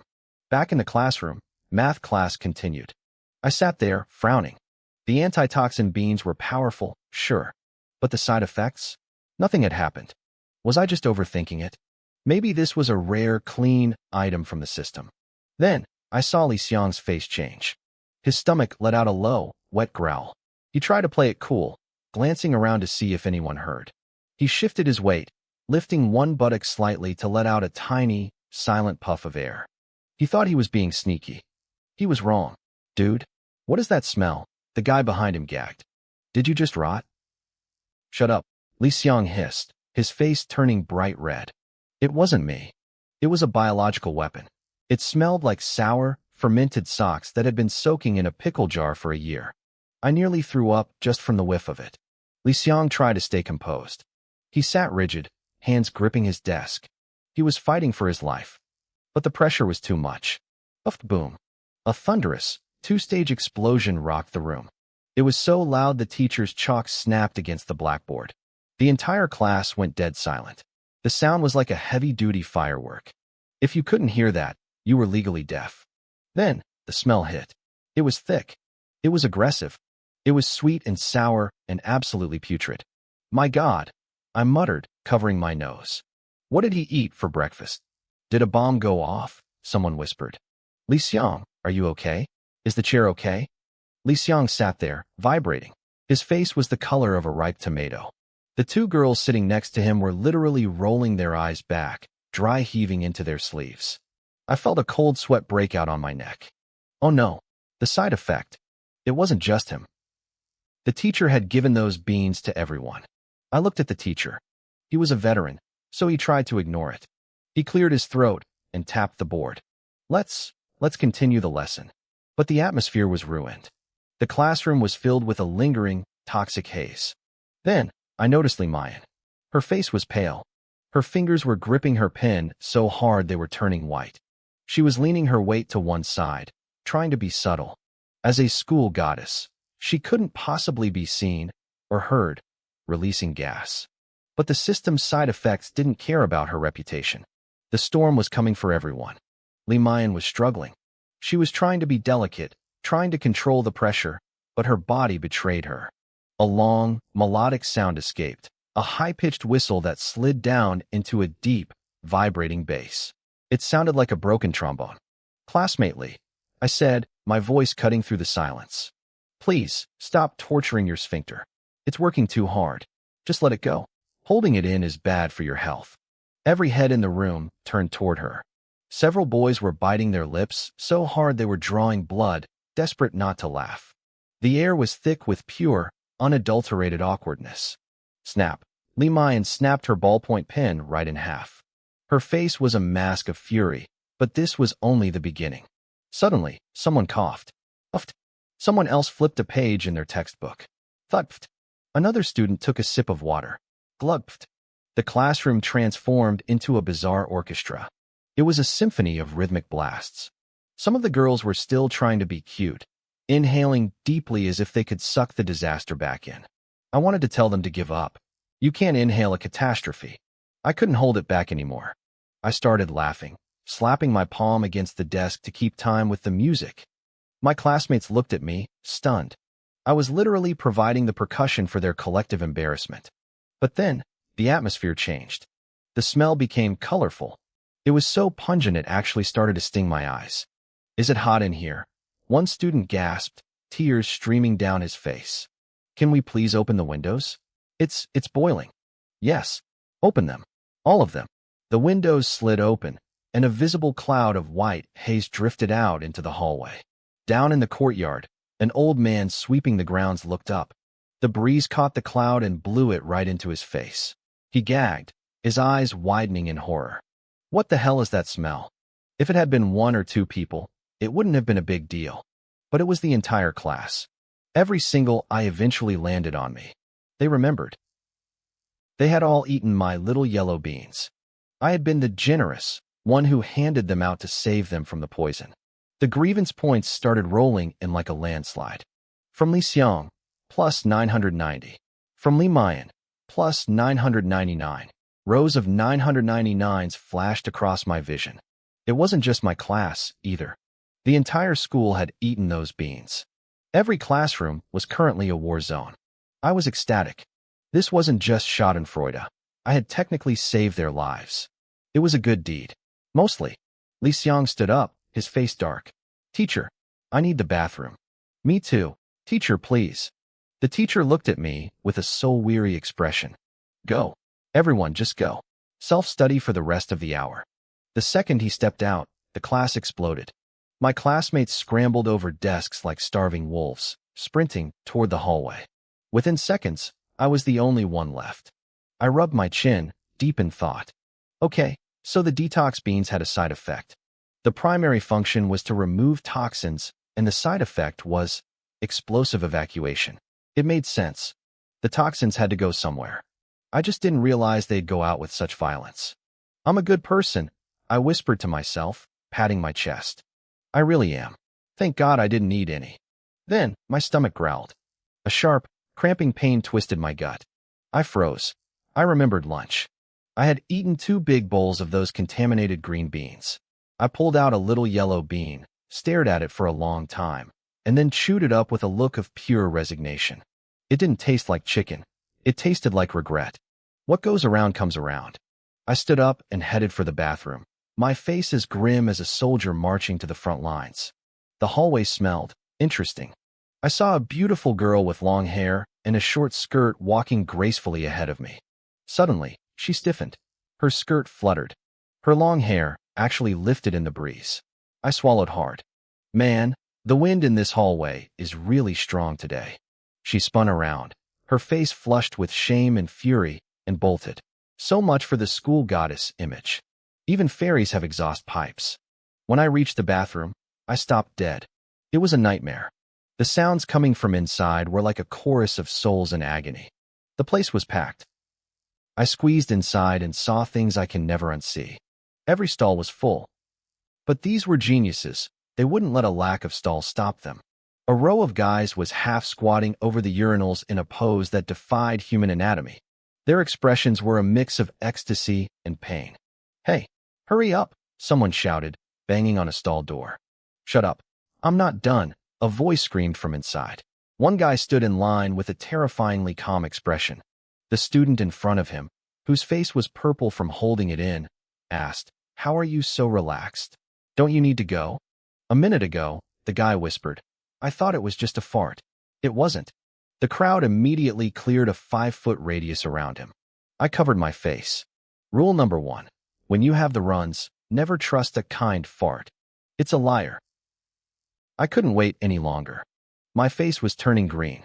I used my space-type ability and simply teleported into a locked stall. A high-pitched scream erupted from the guy already in there. I had scared the life out of him. Holy crap! A teleporting dump, someone yelled from outside. My idol is using his space ability for this. What did you expect? Another voice replied. Space users are tracked by the government because they can rob banks. But our guy? He uses it to skip the bathroom line. Jiangnan, are you in there? Are you almost done? I ignored them. I was busy. After a grueling battle, I finished. I teleported straight back to the classroom, leaving the stall door locked from the inside. The guys outside were losing their minds, screaming and pounding on the door, but nobody came out. More grievance points for me. I expected the school day to continue, but I was wrong. Classes were officially canceled. The school's plumbing couldn't handle the strain. Half the student body had to go home to shower and change their pants. I sat alone in the quiet classroom, buried in my practice exams, trying to ignore the murderous glares of the few students who remained. My good deed had definitely left a mark. I bolted out of the school gates the second the final bell rang. If I stayed a minute longer, I was pretty sure the remaining students would try to kill me. At least I had my night market stall. The booth fees weren't a waste after all. At least there, I was the boss. My system might be a bit of a jerk, but it was thorough when it came to keeping me alive and profitable. I hopped on my old bicycle and pedaled toward the Jiang City night market. When I arrived, I nearly fell off my bike. The place was packed. A massive, restless crowd was swarming the area near my spot. What's going on? I muttered, trying to squeeze through. Holy crap! The bald guy is here, someone shouted. I knew he'd show up. I've been waiting for hours. The crowd turned as one. Their eyes locked onto me, and they immediately split like the Red Sea, forming a direct path to my stall. It hit me then. My social media posts from yesterday had gone viral. People had finished their dinners and flocked here just to see the show. I felt my eyes light up. This wasn't just a crowd, it was a gold mine. I set up my Department of Street Stalls banner. I laid out 10 bottles of Farmer's Spring water and a small plastic stool. Then, I grabbed a solid red brick from the pile I'd brought. Without a word, I slammed it against my forehead. Crack! The brick shattered into dust. Damn, he really did it. That's the real deal. Way better than the video. The crowd surged forward, buzzing with excitement. I looked at them and grinned. You want to be like me? Want to shatter bricks with your head and kick durians like soccer balls? Drink this Farmer's Spring. If I'm good, you're good. Is that even legit? Someone jeered. God, water? Give me a break. You're talking so much crap the village bull is going to get pregnant. How much? A voice called out. 10,000 yuan a bottle, I said flatly. No haggling. The crowd gasped. That's not a price, that's a robbery. I'll take one. I blinked. A skinny guy, thin as a bamboo pole and wearing a white t-shirt, pushed to the front. He was holding a high-end phone on a gimbal, a streamer. He slapped 10,000 yuan in cash onto my table. His phone screen was already flooded with comments about 82-year-old vintage water. He was here to ride my viral wave for his own views. I didn't care. I took the cash and handed him a bottle. The streamer, Su Yuan, tossed his long, flowing hair back and smirked at his camera. Brothers, if I drink this and nothing happens, we're doing a live debunking. Everyone is watching. I leaned in. If it doesn't work, you can take my head off and kick it like a ball. He laughed. You said it. Wait, why would I take your head? That's weird. Grievance points from Su Yuan plus 451. He didn't hesitate. He downed the whole bottle in one go. The crowd went silent, then exploded into laughter. On his phone screen, the comments were moving so fast I couldn't read them. Su Yuan let out a long burp. He instinctively tried to flip his hair again. His hand hit nothing but skin. Wait, where's my hair? He stammered. My hair is gone. He was as bald as a light bulb. Does it work? I asked, throwing an arm around his shoulder. I don't know if it works, he wailed, his face twisting. But my hair is gone. I'm an idle streamer. I live off my looks. Grievance points from Su Yuan plus 666. The hair doesn't matter, I told him solemnly. What matters is that you can break bricks now. It matters to me. Why would I want to break bricks? I want my hair back. The crowd started chanting. Break a brick. Break a brick. They knew he'd spent 10,000 yuan. They wanted to see the result. Su Yuan looked at the red bricks on the ground. He looked terrified. What if the brick doesn't break, but my skull does? We can't have that, I said, picking up a brick. If you don't break one, people will think my water is a scam. I have a business to run. Before he could react, I slammed the brick onto the top of his bald head. Bang! The brick exploded. Grievance points from Su Yuan plus 999. Are you crazy? He screamed. That's my head, not yours. The crowd gasped. Su Yuan was a skinny weakling, the kind of guy a stiff breeze could knock over. But his head was perfectly fine. See? No problem. I laughed. Bang! I smashed another brick on him. Grievance points from Su Yuan plus 999. Look at this, everyone. A literal iron head. Asterisk bang. Bang. Bang. Asterisk. I was having a blast. Within minutes, I had shattered a dozen bricks on his skull. Su Yuan tried to squirm away, but I kept him locked in a headlock. Stop it. If you want to break bricks, use your own head, he yelled. It works, okay? It works. But it still hurts like hell. Grievance points from Su Yuan plus 999. The crowd was losing their minds. They had seen this scrawny guy transform into a human jackhammer. If he was a plant, he was the most dedicated plant in history. The donations on his live stream were hitting record highs. I'll take a bottle, someone yelled, waving cash. I'm already bald. I've got nothing to lose.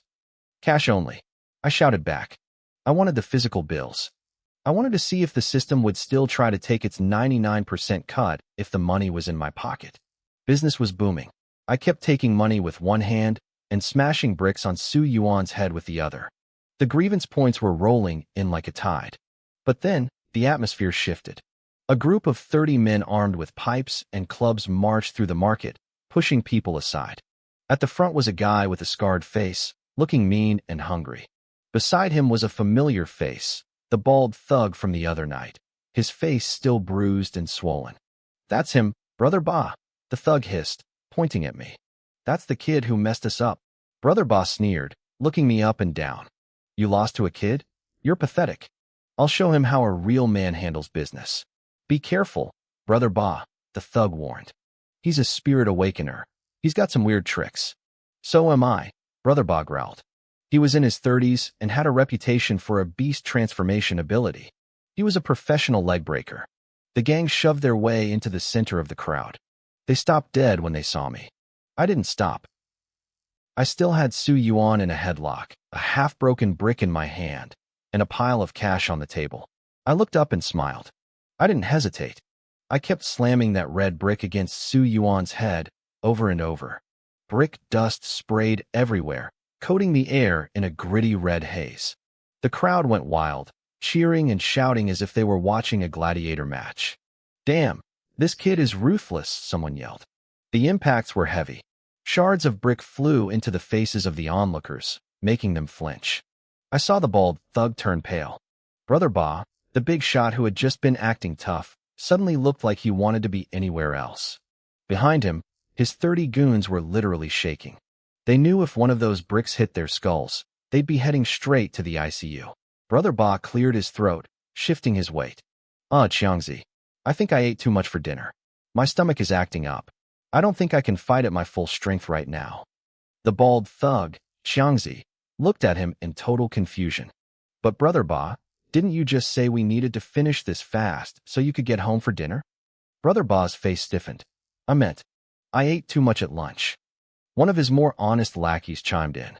But boss, you didn't eat lunch today either. Slap. Brother Ba smacked the kid across the face. You talk too much.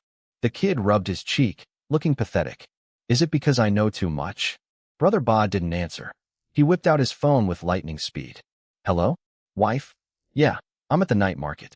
I'm coming home to eat right now. What? You want a savory pancake? Sure thing, honey. He turned around and started power walking away. He was moving so fast he was practically sprinting. Brother Ba, the bald thug hissed, pointing at the phone. Your phone is upside down. The screen is facing out. It's still on the lock screen. I let out a cold laugh. Wow, that was some top-tier acting. I almost believed you. I looked at the remaining goons. So, who's next? You want to turn? Xiangzi flinched, a forced smile plastered on his face. No, Ningu. We're just here to, support your business. Yeah, we're fans. The crowd scoffed. They knew these guys were cowards. They'd come to cause trouble and lost their nerve the second they saw me breaking bricks with a smile. I didn't have time for them anyway. I had money to count. In a matter of minutes, all 10 bottles of my special water were gone. Boss, where did you get this stuff? A customer asked. It's a miracle. I grinned. My backyard has high spiritual energy. The well water mutated. You're selling well water for 10,000 a bottle? That's highway robbery. I shrugged. I don't make the water. I'm just nature's delivery boy. Nature's delivery boy my ass. Sell me the well. I'll buy the whole thing. I ignored him. I was busy thinking about whether I should put out more stock when the sound of screeching tires cut through the noise. A stretch Lincoln followed by 3 Land Rovers pulled up to the market entrance. A young guy stepped out of the Lincoln. He was dressed in designer clothes, had a trendy perm, and pale, sharp features. He reeked of old money and arrogance. The doors of the Land Rovers flew open, and 10 massive bodyguards in sunglasses stepped out. I felt a chill run down my spine. These weren't normal thugs. I could feel the spiritual energy radiating off them. They were all awakened.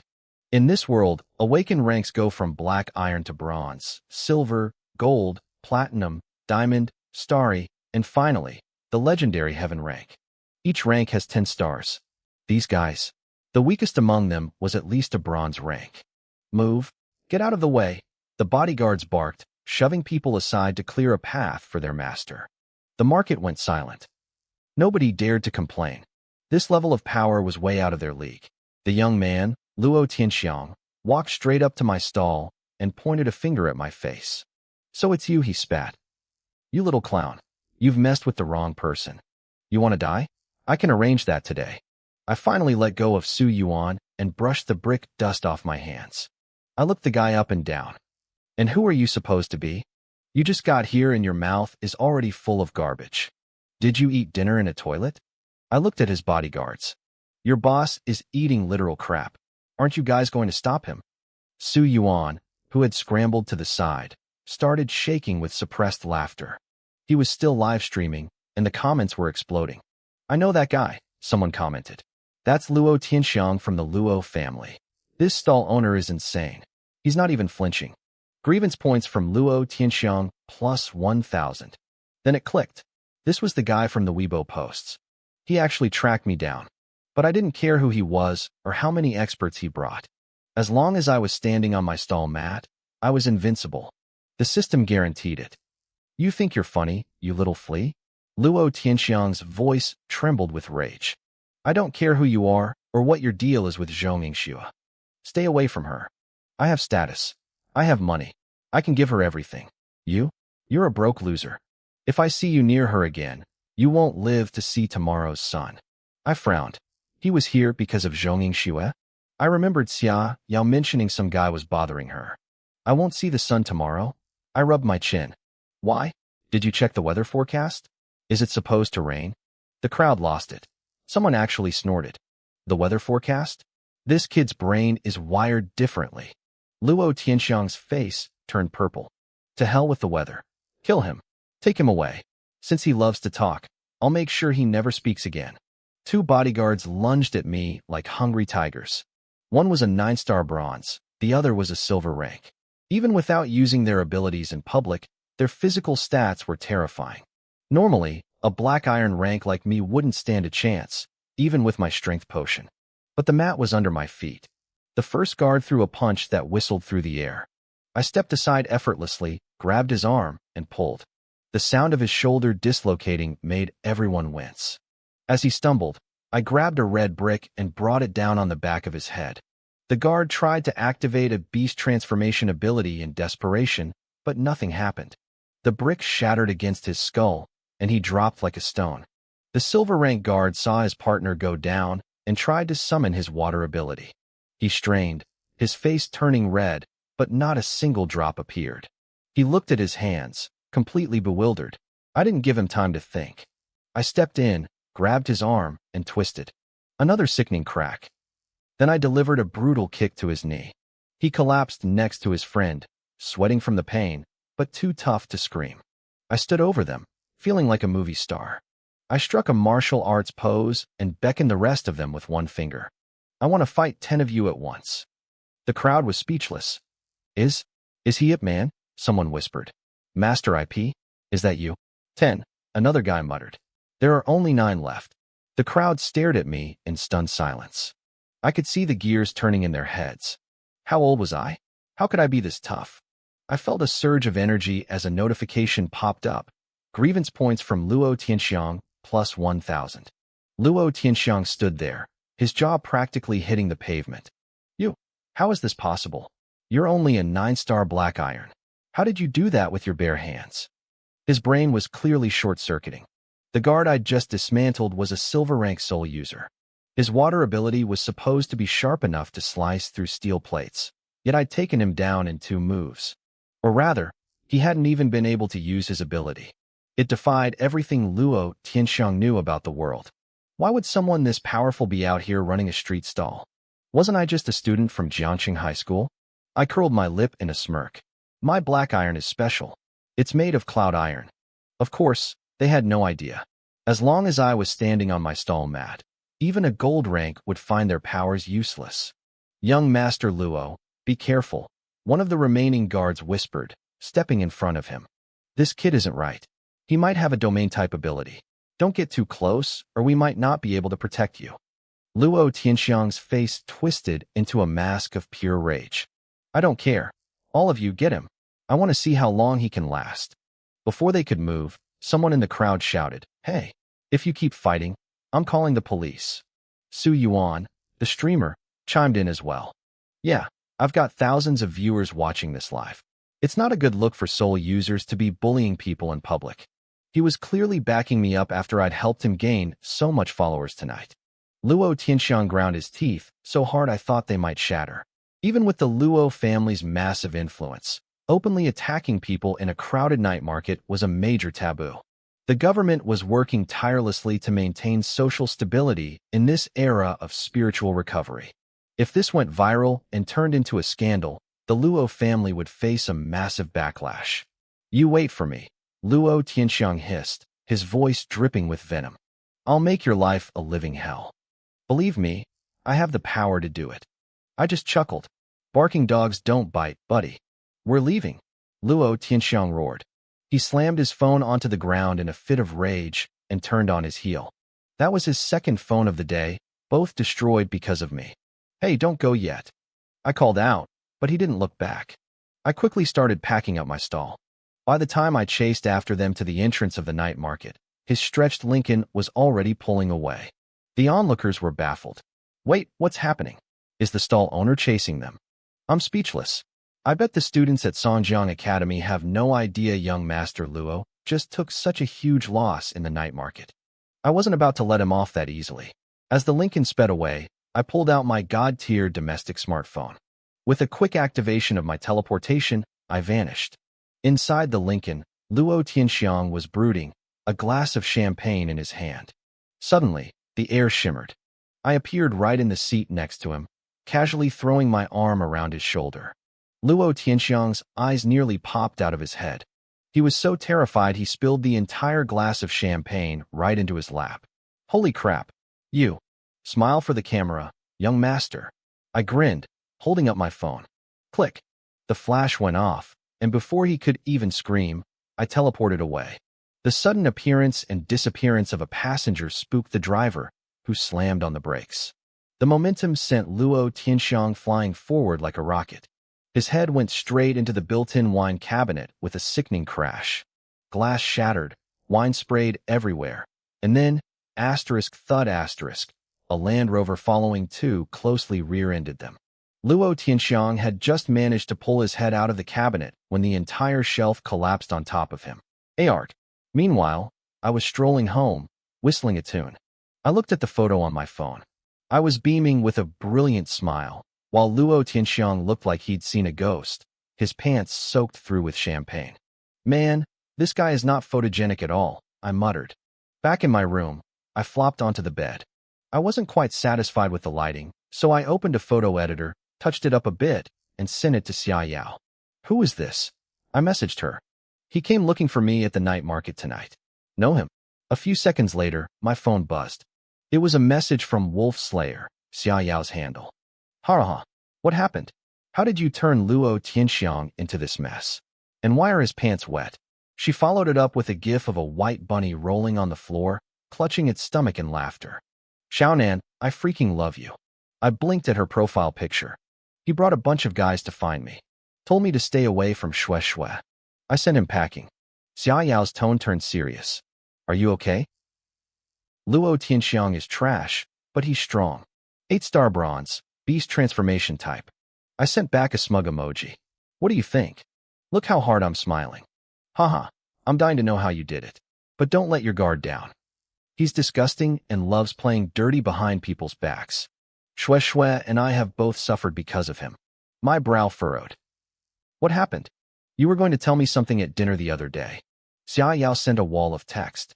You know soul users usually form teams to enter the spirit realms. I'm the tank/beast type. Xue Xue is the fire type dealer. Luo Tianxiang is lightning type. And there's another guy, Han Xiang, as our main tank. Luo Tianxiang is obsessed with Xue Xue. His family is powerful in the north, and Grandpa Zhong actually wanted to set them up. It was okay at first, but once his family started backing him, he got aggressive. He'd use any excuse to get close to her in the spirit realms and wouldn't let any other guy talk to her. She continued, Xue Xue hates him, but she feels trapped because she owes the Zhong family so much. Once, at a dinner, he actually tried to spike her drink. If I hadn't noticed, it would have been over. After that, our team fell apart. I honestly want to puke every time I see him. Reading those words, my expression went cold. I've never claimed to be a saint. Zhong Yingxue was the only person in this world who truly mattered to me. We grew up in that orphanage together, leaning on each other when things were at their worst. Every bit of kindness she'd shown me was burned into my memory. If this guy touched what was mine, I didn't care how powerful the Luo family was. I was going to break him. I typed back, tomorrow is Saturday. No school. Want to go on a date, big sister? I added a cute, looking forward to it sticker. Xia Yao replied instantly. What are you planning to do to me? I felt a shiver run down my spine. I pictured Xia Yao, silver hair, explosive curves, and a wild personality. Was she actually flirting back? Was she not mad about the short shorts incident anymore? I wouldn't dare, I wrote. I'm terrified of your invincible headlock. Grievance points from Xia Yao plus 333. Humph. I don't just lock anyone. Tell me, why are we going out tomorrow? To cause trouble, obviously, I replied. An eye for an eye. Why leave a snake alive in the grass? Let's strike first. Are we going after Luo Tianxiang? Do you have a plan? Count me in. Count me in. I could practically hear her jumping for joy through the screen. Yeah, it's a stealth mission. Don't tell Shue Shue. Oops, Xia Yao replied. I was too loud. Shue Shue just walked into my room. I paused. They were living together? When did that happen? Had Xia Yao already made her move? I felt like I'd just stumbled onto some very classified information. I'm done talking. I'll pick you up at your place tomorrow morning, I messaged. In her room, Zhong Yingxue pushed the door open, rubbing her sleepy eyes. She was wearing a thin, white silk nightgown that looked cool and comfortable. Xiao Yao, she murmured. What are you screaming about in the middle of the night? Go to sleep. Xia Yao immediately switched to a playful, spoiled tone. I had a nightmare. I'm so scared, Shue Shue. Come sleep with me. Zhong Yingxue remained expressionless. In your dreams. She turned around, closed the door, and left. Pure coldness. Back in my own bed, I lay staring at the ceiling, the blueprint of a plan forming in my mind. I couldn't help but let out a wicked little laugh. I checked my grievance points. After the stun at school, I had over 700,000 points banked. My translation beans had really put in some work on my classmates. Time for a 10-pull draw. Thank you for participating. Consolation prize, 1 pound of translation beans. I watched a string of thank yous roll by. I was used to it. After 50 draws, I ended up with 3 marrow-cleansing fruits and 47 pounds of beans. The system then notified me that the beans were now available in the shop for 200 points each. I couldn't resist the urge to keep going. The next 2 10-pulls gave me 1 more marrow-cleansing fruit. The remaining 19 draws gave me a new kind of consolation prize, or a leaks. The description read, consuming these makes you more masculine and happy. Effect lasts 3 days and 3 nights. Suitable for both men and women. A must-have tool for tough guys and pretty ladies. I stared at the screen, stunned. Aura leaks. This was basically a natural version of those little blue pills. 3 days and 3 nights? Nonstop. That was terrifying. Part of me wanted to whip up a plate of leeks and eggs right then just to taste them, but I lost my nerve. This was a serious matter. I couldn't just experiment on myself. If something went wrong, my lifelong happiness was at stake. I pulled out the 4 marrow-cleansing fruits I'd won and crunched through them like a hamster eating sunflower seeds. I felt my talent threshold rising. My cultivation reached the peak of the 10th stage of black iron. I was just 1 step away from bronze. I'd eaten 6 fruits in total now. By the 5th one, I noticed the improvement to my talent had stopped. I'd hit the ceiling. Even marrow-cleansing fruits had a limit. Predictably, they appeared in the shop too, for a staggering 100,000 points each. Not cheap at all. I took a deep breath and remembered something. I hurriedly opened my interdimensional space to check my cash. I let out a soul-crushing wail. The 100,000 yuan I'd made selling bottled water was gone. The system had taken its booth fee at a ratio of nearly 10,000 to 1. I had exactly 1,000 yuan left. On the bright side, my skill points had jumped to 1,013. My scream was so loud it woke up Zhou Yuqing next door. Brother Jiangnan? What happened? She called out. She sounded worried, like I'd just stubbed my toe or slammed my chin into a zipper. I realized I couldn't escape the system's harvest. It was a forced tax. I checked my skill panel. Hand-to-hand combat. Proficient LV1. Brick smashing LV0. I blinked. Brick smashing was a skill? Was the system serious? Could you really make an art out of a brick? I realized I must have triggered it when I knocked out that thug earlier. I looked at my 1,000 skill points and decided to go for it. I dumped 100 points into brick smashing. Suddenly, a flood of information rushed into my brain. I was wrong. Smashing someone with a red brick really was a profound art. I didn't waste the rest. I dumped everything into hand-to-hand combat. It hit level 91 and stopped. I realized that to level up further, it now cost 10 points per level. The system didn't even give me a heads up. With only 3 points left, I fell into a grumpy, restless sleep. The next morning, I was in the courtyard brushing my teeth when I heard a commotion in the alley. I had a feeling. I threw on some clothes and ran out. Parked at the entrance was a Koenigsegg blue ghost.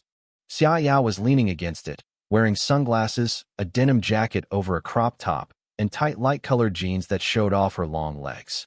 A white beret covered her short silver hair. The neighborhood elders were all staring.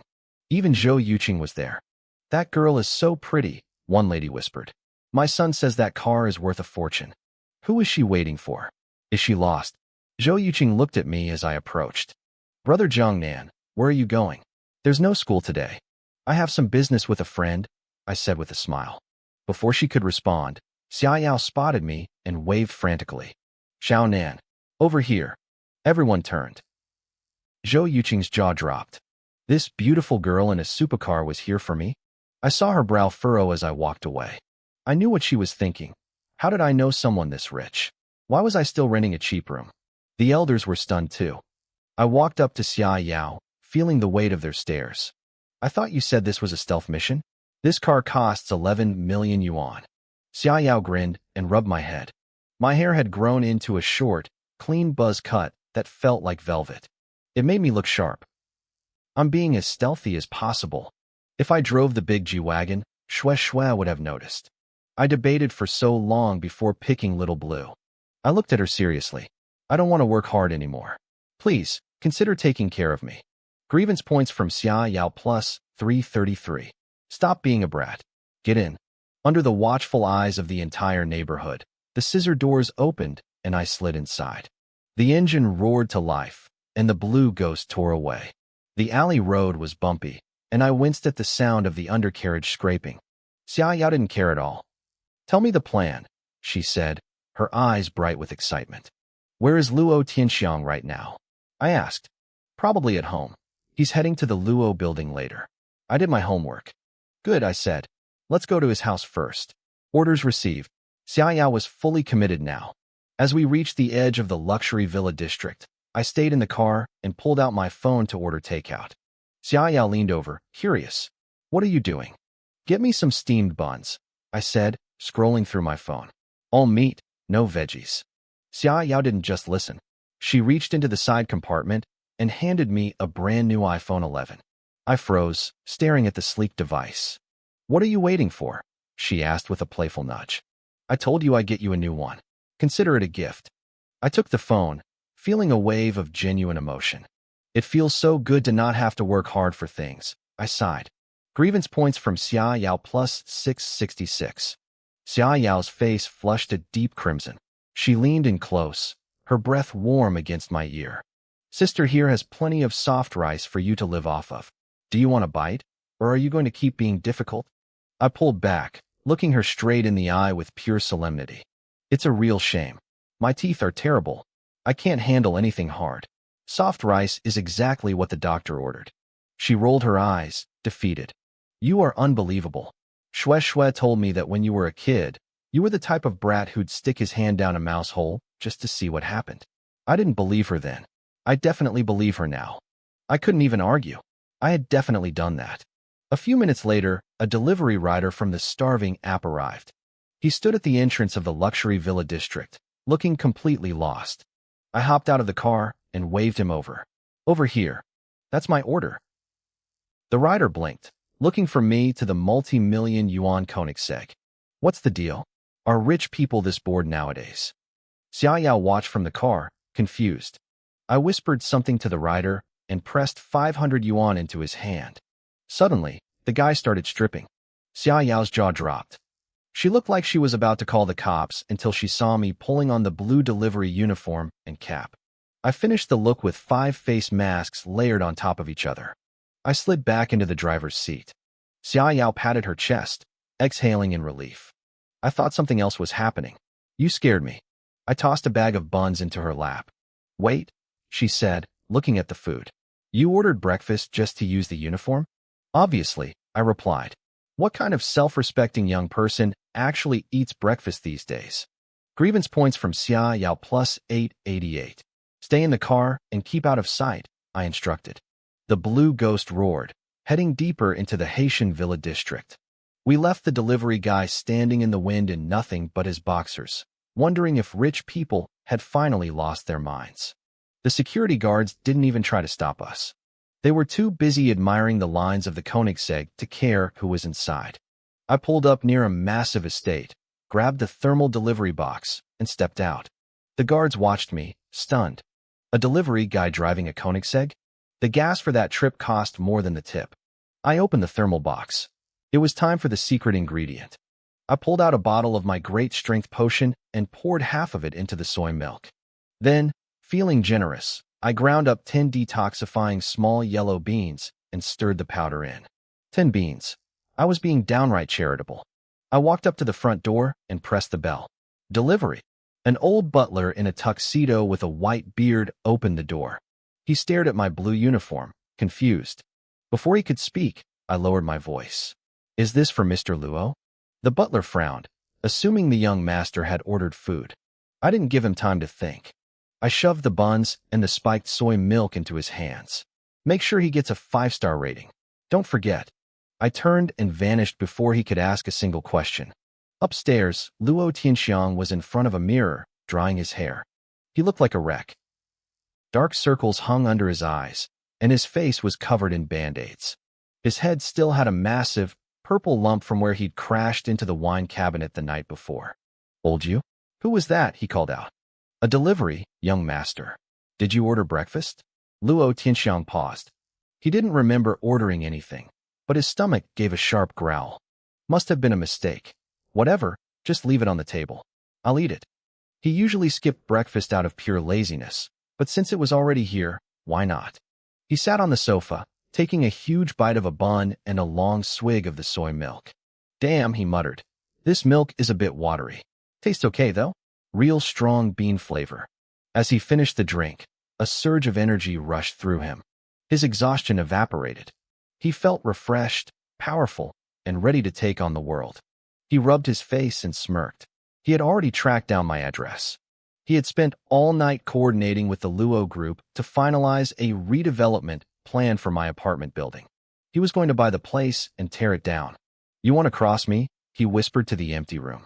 I'll make you homeless. That's just the start. He stood up and headed for the door. As he stepped outside, a breeze tickled the back of his head. Feels a bit chilly today, he noted. The butler, watching him leave, rubbed his eyes.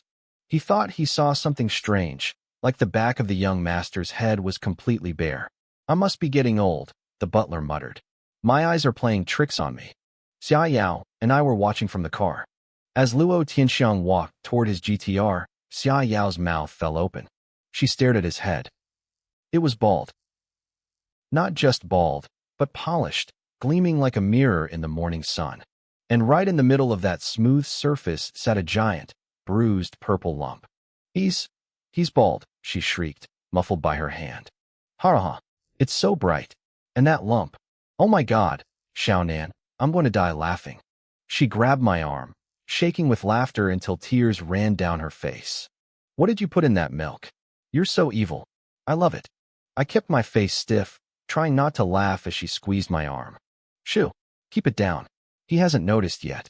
Luo Tianxiang really hadn't. He hopped into his GTR, the engine roared, and he tore off toward the Luo group headquarters. Quick, follow him. Xia Yao floored it, keeping a safe distance. Inside the GTR, Luo Tianxiang's expression suddenly shifted.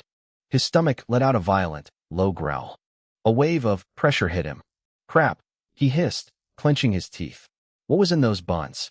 He decided to hold it. He'd make it to the office. But the pressure built with every second. He slammed his foot on the gas, desperate to reach a toilet. Xia Yao watched the GTR speed up. Why is he driving like a maniac? I let out a dark chuckle. Don't worry. He won't make it. I used a heavy dose. Just watch. He's about to roll down the windows. How could you possibly know that? In the GTR, Luo Tianxiang's face had turned a sickly shade of green. Suddenly, a sound like a muffled gunshot echoed in the cabin. Uffed. His face went from green to gray. The smell was so foul he nearly gagged on his own breakfast. He frantically rolled down every window, gasping for air as he sped even faster. Xiaoyao gasped. He actually did it. He rolled them down. Are you a psychic? Luo Tianxiang was currently gripping the steering wheel so hard the veins in his arms were bulging. He was sweating bullets, praying to every god he knew to keep the back door shut. He hit morning traffic. The road was a parking lot. He leaned out the window, screaming at the cars in front of him. Move. Get out of the way. I can walk faster than this. After 30 minutes of gridlock, he stopped screaming. He didn't dare. He was afraid that if he opened his mouth to yell, he'd lose control of everything else. I started peeling off the delivery uniform and leaned over to Xiaoyao. I whispered the next part of the plan into her ear. Her eyes lit up, a mischievous glint taking over. That is so devious, she whispered back, her face flushing. I'm in. I gave her a high five. Do your part, then meet me back at the car. Yes, Captain. Luo Tianxiang finally reached his office building. He practically fell out of the car and hobbled toward the entrance. His walk was stiff, awkward, like he was trying to hold a coin between his cheeks. Every employee he passed froze. They stared at his gleaming bald head, then at his strange, mincing gait. They bit their lips, faces turning purple as they tried to suppress their laughter. Good morning, Manager Luo. They stammered, looking at the floor. Luo Tianxiang didn't notice the mockery. He actually felt good. He hadn't been the center of attention like this in a long time. He took it as a sign of respect. Luo Tianxiang didn't have time to deal with the stares. He bolted straight for the elevators. Meanwhile, I had already hopped out of the car and tucked myself into a hidden corner. I opened my dimensional space and pulled out a long folding ladder. I threw the ladder over my shoulder and marched toward the entrance of the Luo Tian building with my head down. A security guard stepped out to block my path, asking what I was doing. Circuit maintenance, I muttered. He didn't even double-check. He just waved me through. I guess those internet memes were right. If you carry a ladder, you can get in anywhere.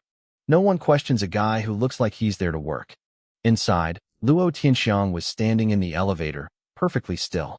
He pressed the button for the 33rd floor. Just as the doors started to slide shut, I jammed my hand in. The doors bounced back, and I stepped inside, ladder and all. Luo Tianxiang looked like he was about to lose his mind. I could see the desperation in his eyes, screaming at me internally to take the next lift. Instead, under his horrified gaze, I reached out and pressed every single button from the 2nd floor to the 33rd. A notification popped up in my head. Grievance points from Luo Tianxiang plus 1,000. Sorry about that, I said, my voice muffled and deep. Circuit check. I have to inspect every floor. Luo Tianxiang looked like he wanted to bolt, but he didn't dare move too fast. There was another person in the elevator, a young woman in professional business attire holding a folder. She gave a polite nod, oblivious to the war happening in Luo Tianxiang's gut. The elevator started to move. When an elevator rises, physics gives you that slight feeling of being pushed down. For a normal person, it's nothing. For Luo Tianxiang, it was a death sentence. His cargo was ready to ship. As the lift surged upward, his legs clamped together in a weird, rigid stance. He grabbed the handrail for dear life. Grievance points from Luo Tianxiang plus 1,000. We hit the 2nd floor. The doors opened. I poked my head out, pretending to look at the hallway lights while I was actually dying of laughter inside. You wanted to mess with me? You wanted to bully Zhongying Xue? Welcome to your nightmare. The doors closed again. Luo Tianxiang glared at me with pure hatred. But then, he caught his own reflection in the polished stainless steel of the elevator walls. He froze.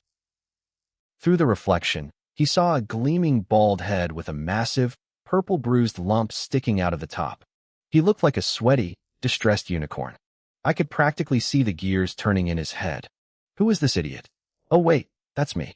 Grievance points from Luo Tianxiang plus 1,000. The points list was refreshing like crazy. He finally realized that morning soy milk had been spiked. He was fuming, ready to explode at me, but every time the elevator jerked into motion, he let out a strangled whimper. He was gripping the handrail so hard I thought the metal might snap. Floor after floor, stop after stop. I could hear him grinding his teeth. Maybe I went a little too hard on the dosage.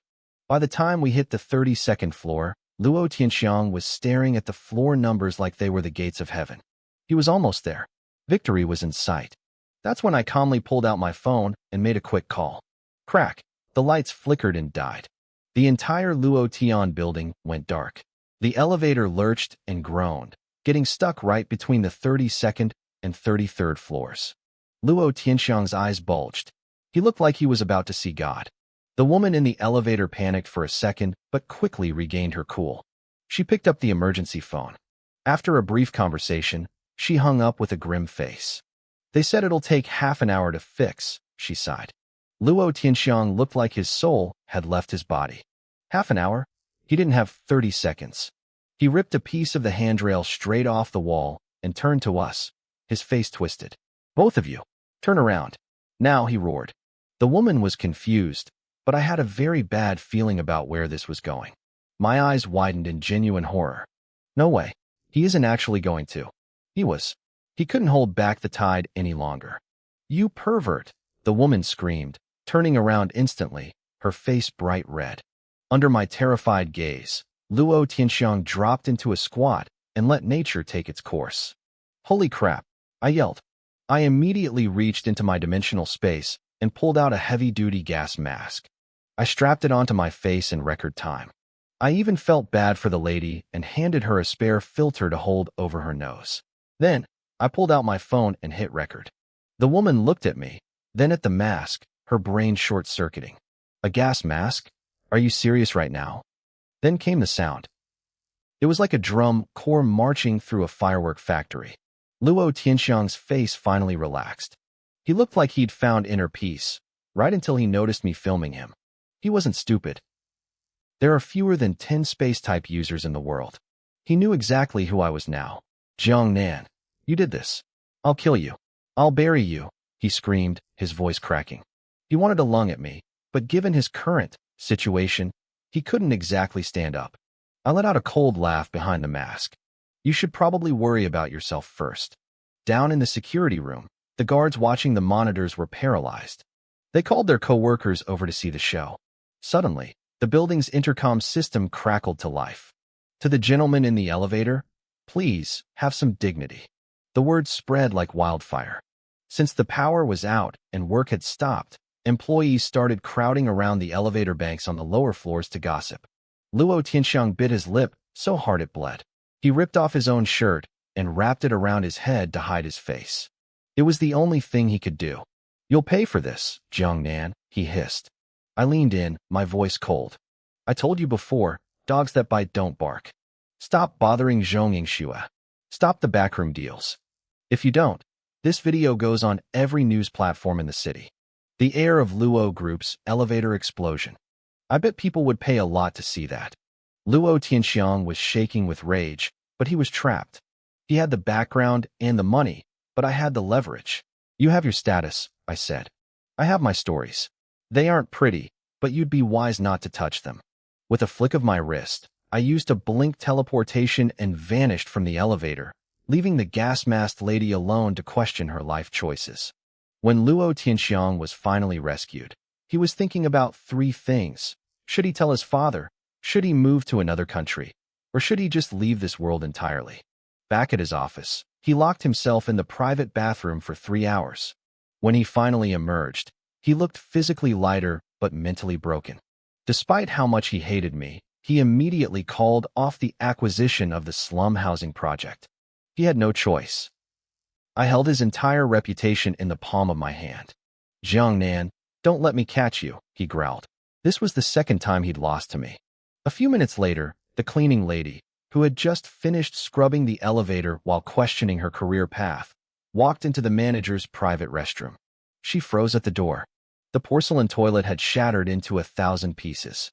The toilet looked like a grenade had gone off inside it.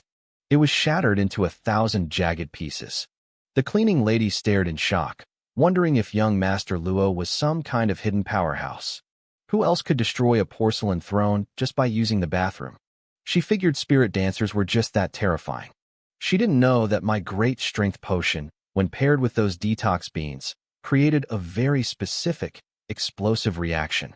Luo Tianxiang was officially the first person in the world to experience the miracle of my chemistry experiment. I walked down the street feeling pretty satisfied with myself. It turns out that when people are pushed to the brink of death, they really do lose all their dignity. I hopped back into the car where Xia Yao was waiting, her face glowing with excitement. She couldn't wait to hear the details. "How was it?" she asked, leaning in. "Was my timing with the power cut okay?" I grinned. "Perfect.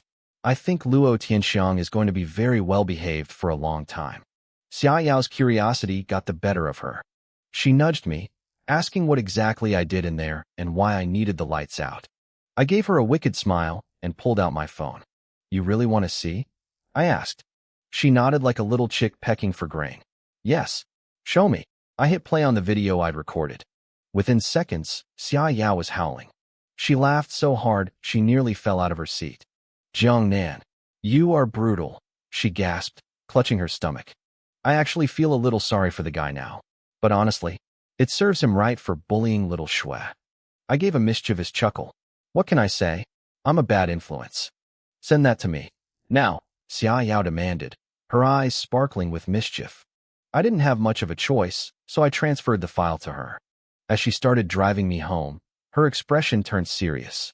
"Seriously, Jiang Nan, think about joining our team," she said. "Spirit dancers need a squad to stay safe when exploring spirit ruins. If we kick out Luo Tianxiang and that idiot Han Chang, our team would be unstoppable. With your space abilities, you'd be the ultimate crowd control. Little Shui would be so happy to have you there." I scratched my head. "I'd love to, but I'm a senior. I can't exactly just transfer schools, can I?" Xia Yao shrugged as if it were the easiest thing in the world. "Why not? I can make it happen." I knew she was ready to use her family's influence, but I shook my head. Jumping into a top school like Songjiang Spirit Academy based on connections wouldn't be good for my reputation. People there are competitive. They respect strength. If I go, I want to earn my way in. Xia Yao blinked, then smiled. "All right, tough guy. There is another way. Every semester, your school has 3 exchange spots. The top 3 students in the final exams get sent to our school for elite training. All you have to do is take one of those top 3 spots." My eyes lit up. That was a solid plan. I was already a top student in my academic classes, except for English, maybe, but the spirit class finals were different. They involved a practical combat test. The test wasn't just sparring.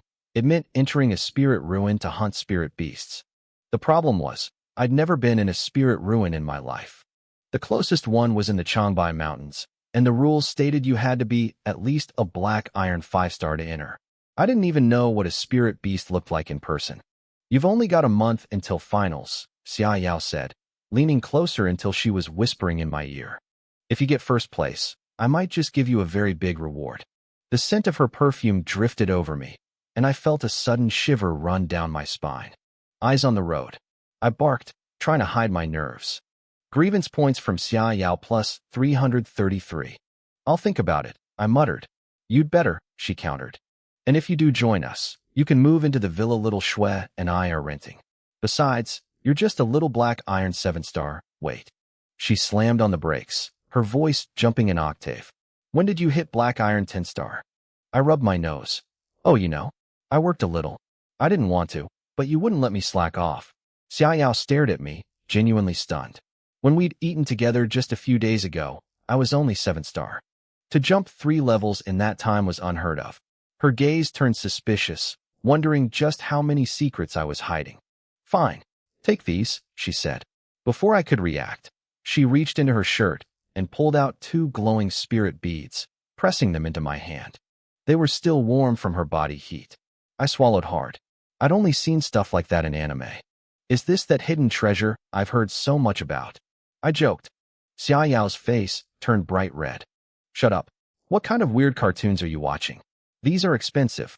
They're worth over 200,000 each, and the Spirit Association tracks them strictly. You can't just buy these on the street." I nodded solemnly. "I know. Most people wouldn't have the assets to hide them like that." I held one up and playfully sniffed it. "Smells nice." "Hey." Grievance points from Xia Yao plus 333. She looked like she regretted giving them to me. She kicked me out of the car once we reached my alley, huffing at me. "You better get first place, or I'm coming for you." I watched her blue sports car roar away, shaking my head with a smile. The beads in my hand pulsed with a faint red light. These were elemental beads, specifically bronze grade. Usually, these were harvested from powerful beasts and were incredibly rare. For most people, they only worked if your element matched the bead. For me, since my space ability was unique, I could absorb any attribute for the same effect. I figured these were meant for Zhong Yingxua, since she was a fire type. Xiaoyao was giving me a massive leg up. I skipped the night market and went straight home to absorb them. By the time I finished, it was past 7 p.m. My cultivation was still at Black Iron 10-star. It seemed the bottleneck to bronze wasn't going to be easy to break. Then, I remembered something. I pulled a bundle of spirit leaks from my system inventory and headed to the yard. Wang Kai, come here, boy, I called out. A Shiba Inu hopped out of its kennel, wagging its tail and panting happily. I patted his head and pulled a sausage out of my pocket. Look at you, buddy, I sighed. I've lived here 3 years, and you're still a bachelor. It's a tragedy. As your neighbor, I've got to help you out. Don't thank me. Wang Kai gobbled the sausage down, his tail blurring with excitement. He had no idea I'd stuffed a spirit leak right in the middle of it. Jiangnan, you haven't eaten yet? Come over for dinner, my neighbor, Old Man Wang, called out from his porch. Oh, no thanks. I'm good, I yelled back, feeling a bit guilty as I hurried back to my own side of the fence. I peeked over the wall to watch Wang Kai. After a few minutes of sitting in his kennel, the dog's eyes suddenly went wide. His tail started wagging like a propeller. With a sudden bark, he bolted out of the yard, kicking up a cloud of dust. He charged straight into the yard of another neighbor, the Zhou family. He skidded to a halt in front of Guogua, a fluffy white Pekingese lounging under a tree. Their eyes met. Wang Kai let out a low, soulful howl. In the middle of the yard, Zhou Yuqing stopped picking vegetables and stared at the two dogs, her jaw dropping as Wang Kai began his grand romantic pursuit. The two dogs locked eyes in the middle of the yard. Guogua, the little Pekingese, barked back at Wang Kai. Zhou Yuqing stood there with her vegetable basket, frozen for a good 10 seconds as she watched Wang Kai's intense, soulful pursuit. Suddenly, her face turned beet red. Mom, our dog. Guogua and Jiang Nan's dog are. She couldn't even finish the sentence before she bolted back into the house, looking completely scandalized. I watched from the shadows of my yard, a smug grin on my face. Go get Wang Kai. Give it your best shot. Those spirit leaks were the real deal. I headed back inside and flopped onto my bed. I pulled out my phone and scrolled through Weibo. To my surprise, my follower count had jumped to over 30,000.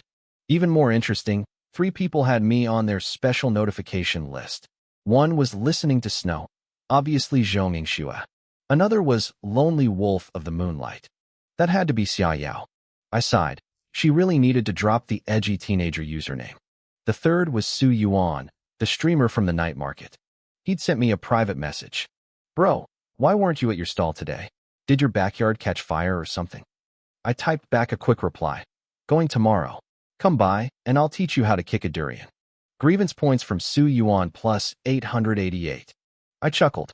He was too easy. After a moment of thought, I changed my Weibo handle to Life is Too Hard and posted my very first update. Life is too hard. If you're brave enough to click this, you've got guts.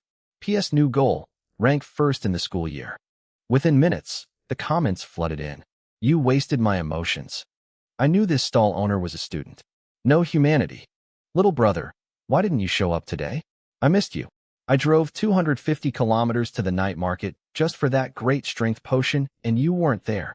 Then I saw a comment from Zhong Yingxua. Xiaonan, fighting. And one from Xiaoyao, I want meat. I smiled. For the first time, I felt like I actually had something to work toward, not just for myself, but for them. I tried to get some sleep, but the neighborhood dogs had other plans. The entire block erupted into a symphony of howling and barking. The culprit, of course, was Wang Kai. Guogua was just the beginning of his legendary night. Once he finished his business at the Zhou house, he didn't stop. He sprinted over to Auntie Lu's place to woo her large German shepherd, Lai Fu. He spent the entire night on a mission, covering 108 houses and conquering every female dog in the village. The next morning, a crowd gathered at Old Man Wang's gate. Uncle Wang, you've got to control Wang Kai? My dog was howling so loud last night, I thought she was being possessed. Tell me about it. My 3 dogs, and I didn't get a wink of sleep. One woman nudged her husband. Look at Wang Kai, then look at you. You're pathetic. Why can't you learn a thing or two from him? The husband just looked at the ground, speechless. Old man Wang was equally baffled. What on earth is happening? Just then, Wang Kai strolled down the alley with his head held high. Behind him trailed a parade of over a dozen female dogs, everything from a massive Tibetan Mastiff to a tiny Chihuahua. It was a staggering display of diversity. Wang Kai looked back at his harem, his mouth curled into that classic Shiba Inu smirk. The neighborhood male dogs were losing their minds, barking furiously from behind fences. The louder they barked, the faster Wang Kai wagged his tail. This was the peak of his life. I gave him a silent thumbs up from my window. Good job, buddy. The spirit leeks were terrifyingly effective. I briefly considered making a plate of leek and egg stir-fry for myself, but then I remembered the side effects of the strength potion and the detox beans. I shuddered. I'd better observe Wang Kai for a few more days first. That evening, I set up my stall at the Jiangxing night market right on time. Along with 10 bottles of Farmer's Spring water, I added a bag of detox beans to my inventory. I left the spirit leeks at home for now. As soon as I opened, the 10 bottles of strength potion sold out instantly. Between Su Yuan's stream and my Weibo post, business was exploding. But of course, trouble wasn't far behind. Bareheaded Chong and Scarface were back, and this time they brought backup. They were trailing behind a massive guy who looked like a tank. He was nearly 2 meters tall, with bronze skin and muscles that looked like they were carved out of stone. He wore a tight black t-shirt and jeans, radiating pure intimidation. He wasn't here yesterday, but you're sure he's here now? The big guy asked. I promise, young Master Wu. We checked everything. Chong hissed, grinning like a sycophant. We're counting on you this time. The big guy, Wu Liang, cracked his knuckles. If I don't teach him a lesson, people will think our group is soft. But when they reached the stall, Wu Liang froze. Wait, Jiang Nan. He was a student at Jiangxing High too. He knew exactly who I was. A cruel grin spread across his face. Because of me breaking the testing machine, he hadn't been able to finish his exam. He'd been waiting for a chance to knock me down a peg and show everyone who the real boss of the school was. I felt a massive shadow loom over me. I looked up and saw the trio. I knew exactly why they were here. Hey, I'm Wu Liang from class 2. I came here today too. Before he could finish, a voice shouted from the crowd. Holy crap. Bro, I finally found you. It was Zheng Wei, the guy who had gone bald from my potion. I held up a hand to Wu Liang. You 3, hold on a sec. Wu Liang, Scarface, and Chong all stared at me, stunned. Grievance points from Wu Liang plus 888. Grievance points from Scarface plus 666. Hold on, Wu Liang sputtered. We're here to start trouble. You don't just tell us to wait. But Zheng Wei had already shoved his way to the front, accompanied by 2 pretty girls. Wu Liang caught sight of the girls and suddenly lost his aggressive edge, trying to look cool instead. Jingjing, look at that guy. He's so tall and buff, one girl whispered, pointing at Wu Liang. Oh, stop it, the other giggled. Wu Liang actually blushed, feeling awkward about starting a fight in front of them. He just stood there, glaring at me and waiting for his moment. Zheng Wei, meanwhile, acted like I was his long-lost brother. He pulled me into a massive bear hug. Bro, you have no idea. After I drank your water, I went into the spirit realm and absolutely crushed it. My gains were insane. I came looking for you yesterday, but you weren't here. I've been thinking about you for days, one of the girls added sweetly. I couldn't even eat. Wu Liang's face went dark. Jiang Nan, I'm talking to you. Yeah, just a minute, I said, waving him off dismissively. Damn it, we are here to beat you up. Wu Liang roared, his voice cracking with frustration. Can you please respect our profession? Give us a little face here. This is embarrassing. Grievance points from Wu Liang plus 999. If I kept playing with him like this, I wouldn't earn any grievance points at all. I actually considered not selling to him for a second. But business was business. How many do you want? I asked. Zheng Wei didn't even blink. I'll take 100 bottles. My eyes nearly popped out of my head. Sell 100? No way. Grievance points were great, but I needed cold, hard cash too. I reached into my personal storage space and pulled out 3 bottles of great strength potion. Zheng Wei froze. He wasn't shocked by the potion. He was staring at the air where my hand had just appeared. The 2 girls behind him covered their mouths in disbelief. Space type, one whispered. It was like finding a massive gold bar sitting on a sidewalk. There were only a handful of space-type awakeners in the entire world, and here I was, running a roadside stall. Was I some kind of hidden god? 3 bottles. Call it 1,000,000 even, I said, acting casual. The extra bit is a gift. Deal. Zheng Wei snapped out of his trance. Yes, absolutely. I'll transfer the money right now. My heart was thundering. 1,000,000 yuan. I had never seen that much money in my life. I knew the system would take its cut and leave me with only 10,000, but still, I could say I once held 1,000,000 in my hands. Wu Liang, meanwhile, looked like his brain was melting. A high school kid selling 3 bottles of mineral water for 1,000,000 yuan? What was in that stuff? Liquid gold? Bro, you still selling? Wu Liang blurted out, his world view crumbling. My uncle owns a bottled water company. I'll give you 100,000 a bottle. How about it? I glared at him. Kid, why are you such a broken record? Wu Liang exploded. A broken record?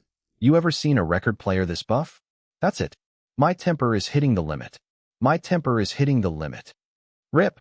The black t-shirt on Wu Liang's upper body shredded into pieces. A wild, primal energy surged from him.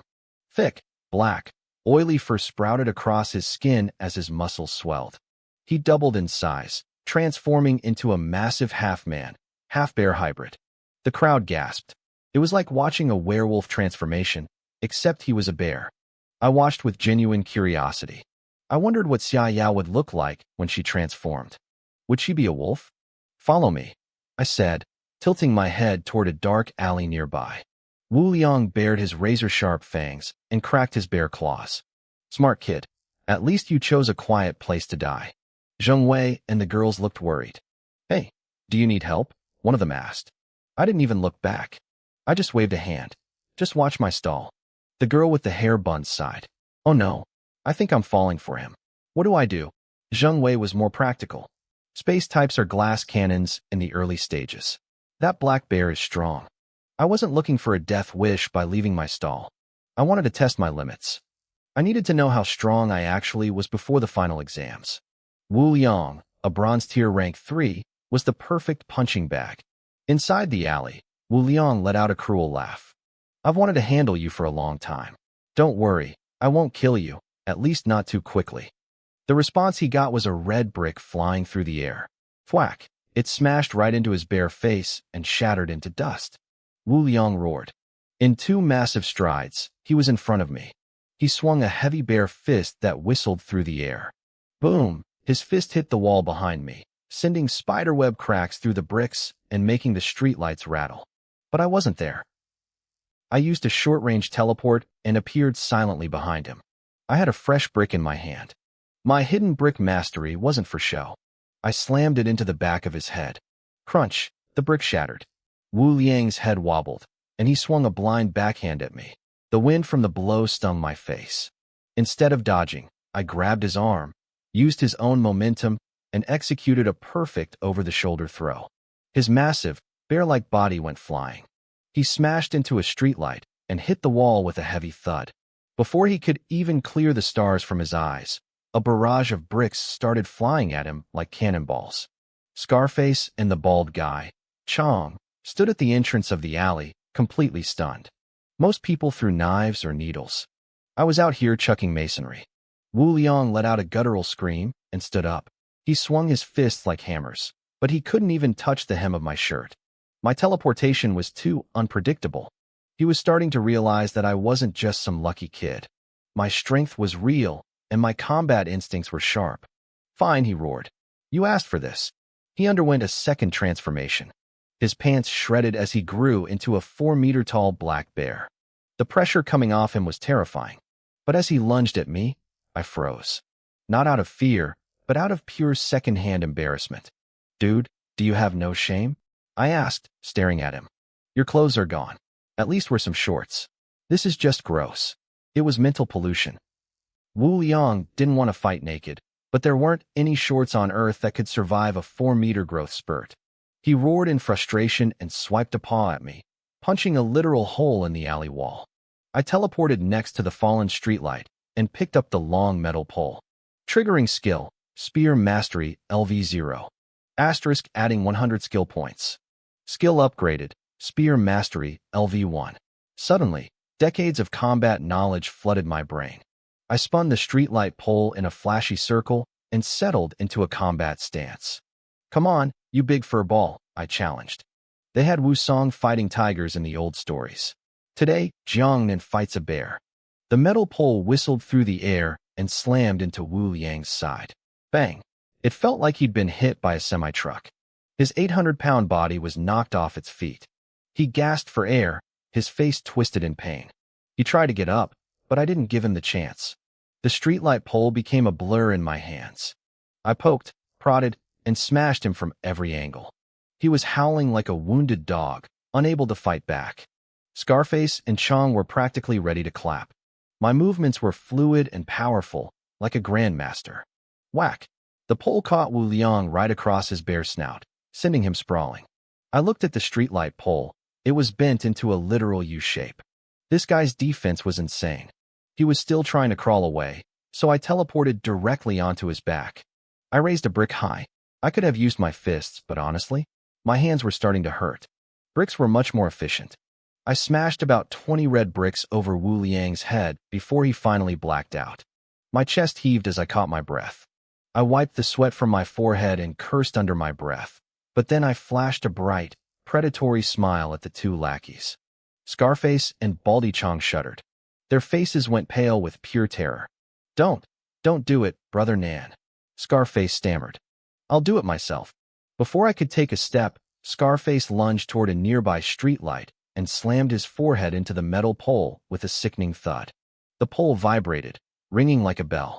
Scarface crumpled to the ground, out cold instantly. Baldy Chong's eyes twitched. He looked at his boss, then at me, and realized there was no way out. He gritted his teeth, summoned every ounce of courage, and sprinted toward a concrete wall. Crack! He hit the wall face first. Blood sprayed everywhere, but he didn't go down. He just staggered back, clutching his face and cursing in pain. He looked at me, saw me getting closer, and panicked. He charged the wall again. Thud! Still awake, he hit it a third time. Blood was pouring down his face now, but the guy just wouldn't pass out. He looked at me with pathetic, tear-filled eyes. Brother Nan, please, he whined. Can you just help me out? I sighed, my face darkening. I didn't have time for this. I swung my palm in a massive arc and slapped him so hard, he did a full rotation in the air before hitting the dirt. Finally, silence. I turned my attention back to Wu Liang. He was still unconscious, lying there in his bare form-induced nakedness. I glanced at his midsection and winced. The guy was built, I'll give him that. Fine, I'll be a good Samaritan today, I muttered.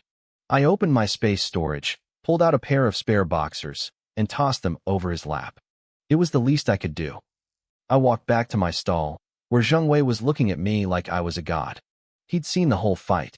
My spear technique had clearly traumatized or inspired him. Brother Nan, he whispered, his voice trembling. You are terrifyingly rich in talent. The two college girls who had been hanging around were basically vibrating with excitement. Their eyes were full of literal stars.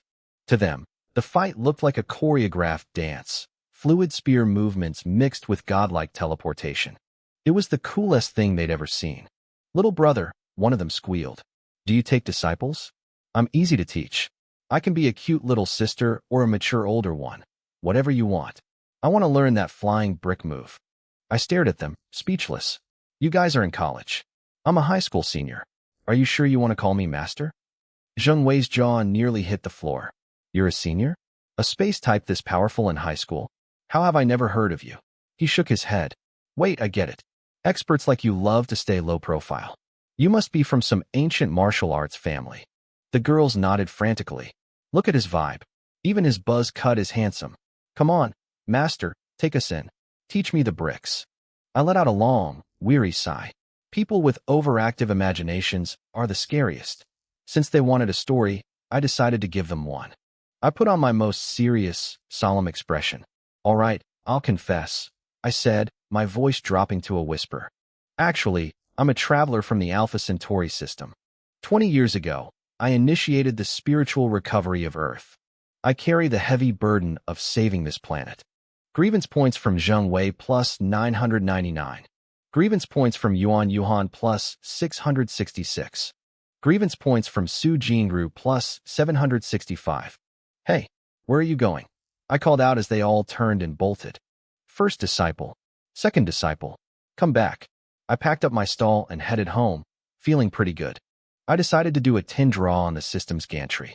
Most of my points lately had come from Luo Tianxiang and Wu Liang. I looked at the 10 bundles of spiritual leaks I pulled and sighed. It wasn't exactly a jackpot. I realized I actually missed my classmates. It had only been 2 days, but they were such a reliable source of points. I opened my phone and started scrolling through Friend Circle. Li Xiang had posted a photo of his clenched fist. The caption read, "Asterisk people better than me are still working hard. What reason do I have to stop?" Asterisk. It had over 50 likes and a bunch of inspiring comments. I grinned and typed a reply. Asterisk my idol. If people better than you are already working hard, then what's the point of you trying? You'll never catch up anyway. Asterisk grievance points from Li Xiang plus 999. That felt great. Next was Li Mayan. She posted, asterisk been home all weekend cultivating. Tired as a dog. But I finally broke through to iron rank, 10 star.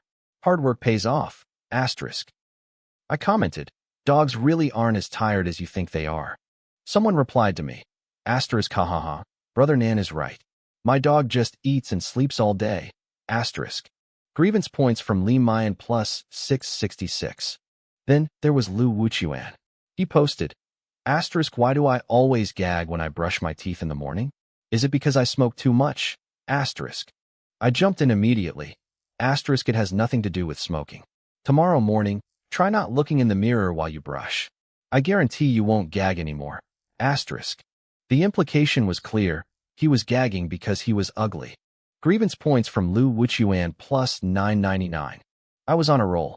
I was almost at enough points for another 10 draw, but suddenly, the post stopped. My classmates had realized I was prowling and were too scared to post anything else. Fine, I muttered. If you won't post, I will. I typed out a status. Asterisk sigh, I guess this is it. It's midnight, and not a single person has said happy birthday to me. Asterisk. I hit post and waited. My classmates were stunned. Was it really his birthday? Was he just trying to get some attention? A few felt bad and started commenting. Happy birthday, brother Nan. And asterisk happy hatching day. Even though you made me change my boxers, thanks for saving my life.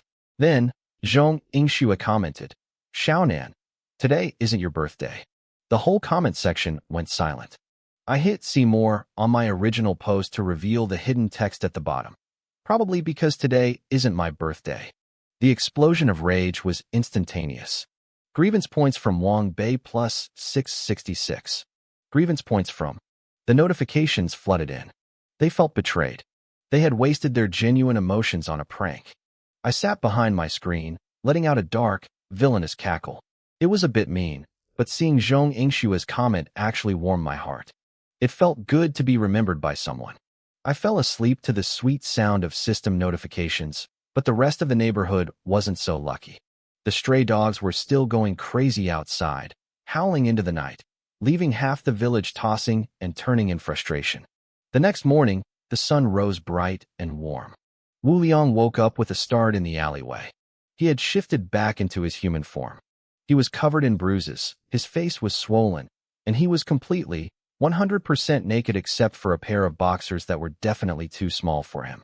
He opened his eyes only to be blinded by camera flashes. A crowd of neighbors had gathered at the mouth of the alley.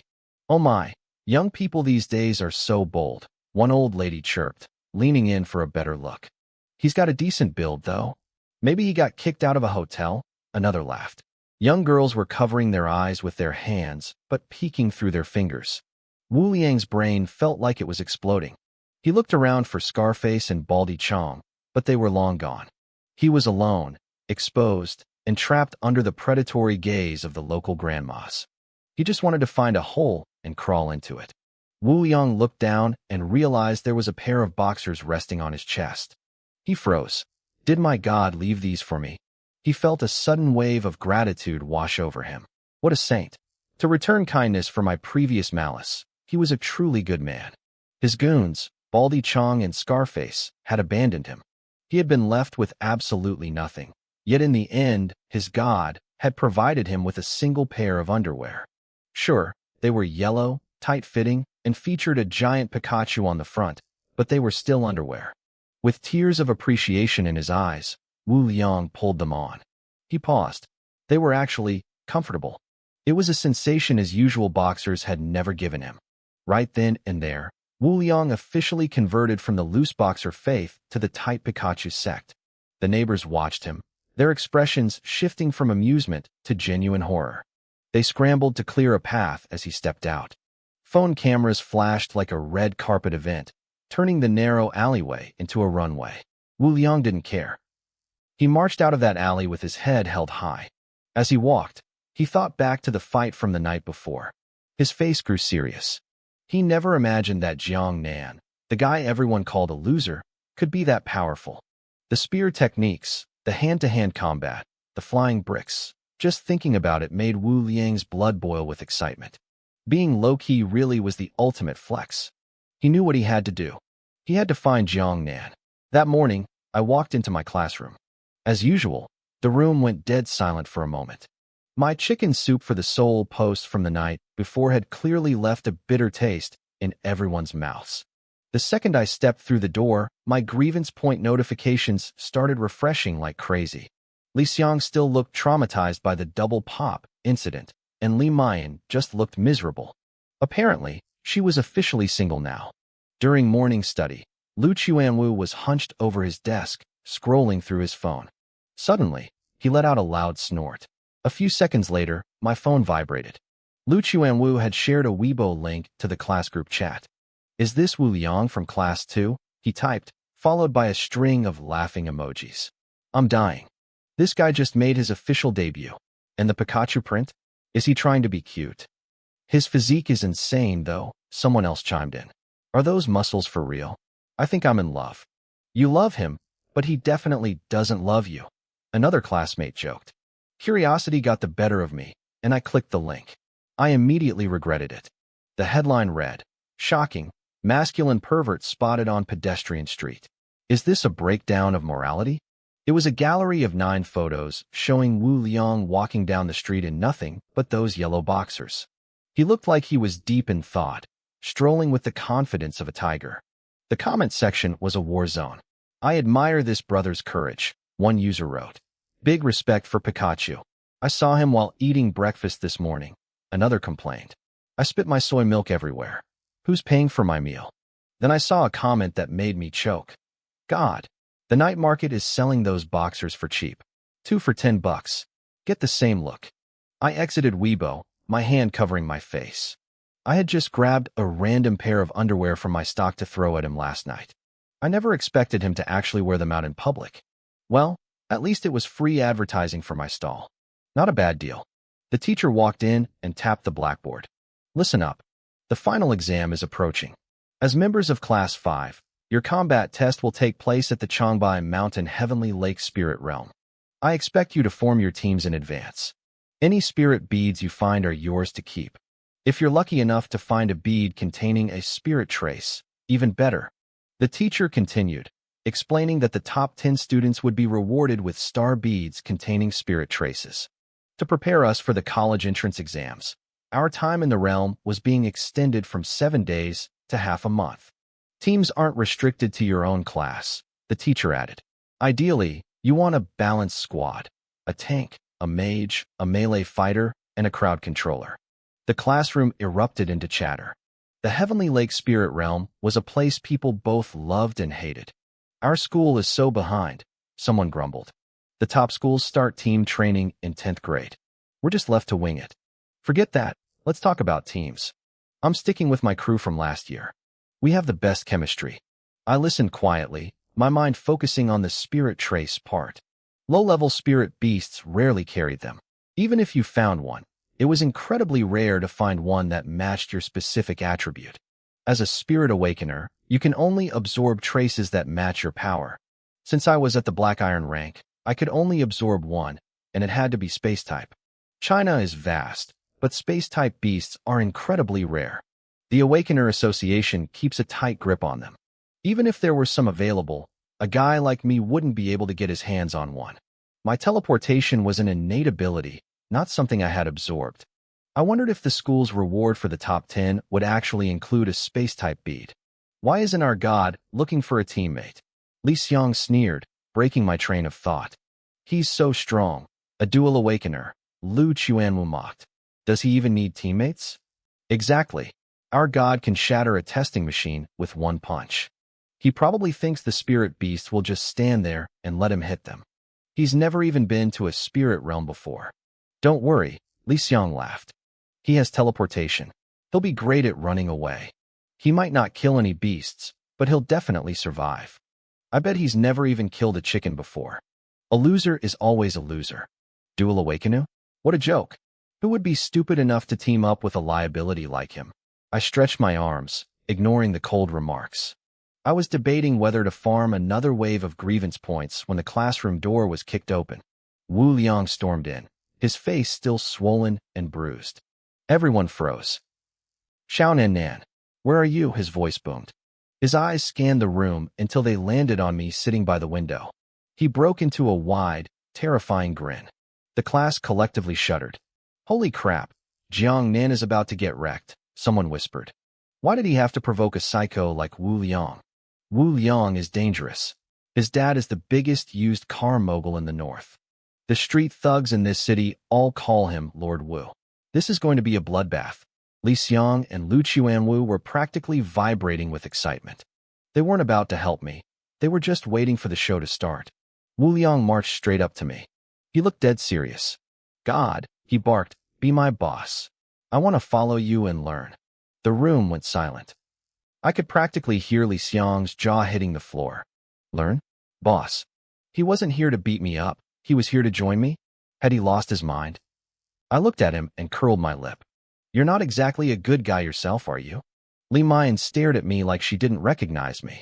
Who speaks to a guy like Wu Liang with that much attitude? Was I trying to get killed? Wu Liang shook his head earnestly. I looked into it. The incident at the barbecue stall was those guys' fault. I've already had them dealt with. It won't happen again. Last night, I was a jerk. You were right to hit me, boss. I looked at Wu Liang, then at the shocked faces of my classmates. Lu Chuanwu looked like he'd seen a ghost. The rumors were already flying. Everyone knew we'd fought the night before. They'd seen Wu Liang show up this morning looking like a human bruise, and they knew I was the one who did it. They couldn't wrap their heads around it. Wu Liang was the school's most notorious fighter, a guy who could crush people with raw power, and here he was, acting like my loyal subordinate while I stood there without a scratch. I gave him a bright, sharp smile. You're pretty good at taking a hit, I said. Think you can handle the damage for me in the Tianqi spirit realm? Wu Liang's eyes lit up. He slammed a fist against his chest. Leave it to me. As long as I'm still standing, I won't let a single scratch touch you, boss. I went silent for a moment, studying him. Then, I laughed and patted his shoulder. All right, follow me, then. My team could use a tank. Wu Liang blinked, looking a bit confused. Team? What team? He thought I meant a school club, but he didn't realize I was looking much further ahead, to the Songjiang Spirit Academy. From the side, Li Xiang couldn't help himself. Wu Liang, have you lost your mind? The spirit realm is dangerous. Dragging a dead weight like Jiang Nan along. You'll never get a good rank. It'll be a miracle if you even survive. Li Xiang hated this. He wanted me at the bottom of the food chain, right where he thought I belonged. He couldn't stand seeing me join forces with a powerhouse. Wu Liang spun around. Rip! With a sudden roar, his muscles swelled so fast his school uniform literally exploded off his torso. His eyes turned blood red, and his canine teeth elongated into fangs. He reached out and grabbed Li Xiang by the collar, lifting him off the floor. Kid, Wu Liang growled, his voice vibrating with menace. Keep your mouth shut. Who gave you permission to talk to my big brother like that? Li Xiang turned pale, his legs dangling in the air. Facing those crimson eyes, cold sweat poured down his face. I was just giving a suggestion. Wu Liang glared. Do I look like I care about your opinion? He was about to throw a punch when I aimed a kick right at Wu Liang's backside. Enough of that. You really love destroying your clothes, don't you? Those uniforms aren't free. Wu Liang immediately deflated, dropping Li Xiang like a sack of trash onto the teacher's podium. Chalk went flying everywhere. I'll do whatever you say, boss, he mumbled. Li Xiang sat on the floor, his face twisted with resentment, but he didn't dare utter another word. The rest of the class just stared. I had just kicked the school's scariest bully, and instead of getting angry, he was acting like a disciplined puppy. Their entire perception of me was shifting in real time. Just then, a long-haired girl in a short skirt peeked into the classroom. She saw Wu Liang, and her face brightened. Wu, do you want to team up? My teammates from last year dumped me. Wu Liang looked at me for permission. That's Tang Qinya. She sits in front of me. Black Iron rank 9, wood element. What do you think? I froze. There was a breeze coming from the hallway. I recognized her. This was the girl I'd run into in the corridor earlier. Tang Qinya looked confused that Wu Liang was asking for my opinion, but when she saw me, her face turned bright red. There is no wind in the hallway today, she snapped. Grievance points from Tang Qinya plus 663. I chuckled. This girl was actually kind of cute. Sure, why not? She's in. Wu Liang nodded happily, bent over to pick up his shredded uniform, and swaggered out of the room. But as he bent down, I caught a glimpse of something yellow around his waist, a Pikachu-themed waistband. My body went stiff. Asterisk, brother, are you serious? You're still wearing that. Asterisk, I felt a sudden shiver. Did I just recruit someone with a very strange secret hobby? I was starting to regret my decision. Li Xiang stood up, dusting himself off, and walked past me with a dark expression. Once we're in the Tianqi spirit realm, you'll find out how weak you really are. I shrugged. I really don't know where you get your confidence from. But the spirit realm? I'm looking forward to it. I didn't want to be cruel to my classmates, but Li Xiang kept asking for trouble. I decided it was time to give him a lesson he'd never forget. At lunch, I walked into the cafeteria and was immediately greeted by a booming voice. South, brother. Over here. Wu Liang stood up, waving frantically. The entire cafeteria went silent. Did I hear that right? Someone whispered. The boss of the school is calling Jiang Nan big brother. You didn't hear? He went to class 1 this morning and swore loyalty. And did you see the Weibo post? Wu Liang was wearing Pikachu underwear. Now he's this close to Jiang Nan. Maybe Jiang Nan sold his soul for a better grade. I felt my face darkening as I walked past the whispering students. Asterisk sold my soul. If my soul was worth money, I would have sold it a long time ago. Asterisk. I sat down across from Wu Liang, who had already bought my lunch for me. What's up, South brother? Someone bothering you? Just give me the word, and I'll teach them how to be a person. I sighed, looking at him. Wu Liang, tell me, how are your grades? Wu Liang looked proud. Every time there's an exam, I use my strength to show everyone exactly how many students are in our grade level. I nearly face-planted into my rice. That was a fancy way of saying he was dead last every single time. Listen to me, I said sternly.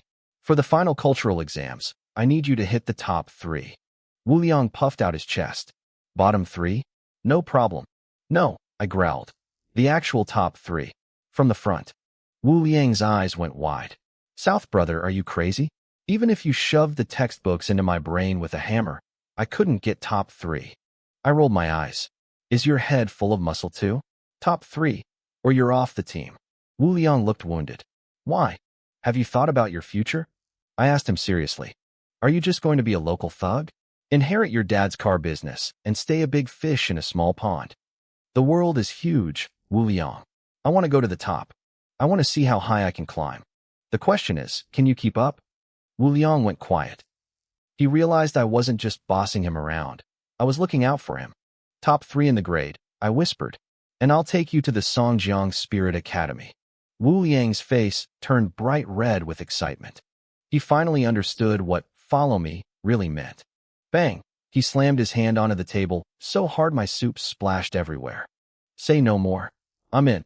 The entire cafeteria jumped at the noise. I looked at my spilled food and sighed.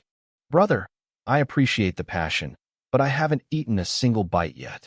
Tang Qinya, who was sitting nearby, spoke up timidly. I can help tutor him. Wu Liang looked touched. I'm counting on you. And if that doesn't work, I'll just find everyone who has better grades than me and beat them up until they drop out. Please don't, I muttered. After lunch, Wu Liang went into beast mode with his books. He stared at his textbook like he was trying to kill it with his eyes. I felt a sense of relief. I chose him for a reason. He was tough, he was honest, and he had an iron will. But most importantly, he was the kind of guy who would stand in front of a bullet for his friends. Back in class, the school speakers crackled to life.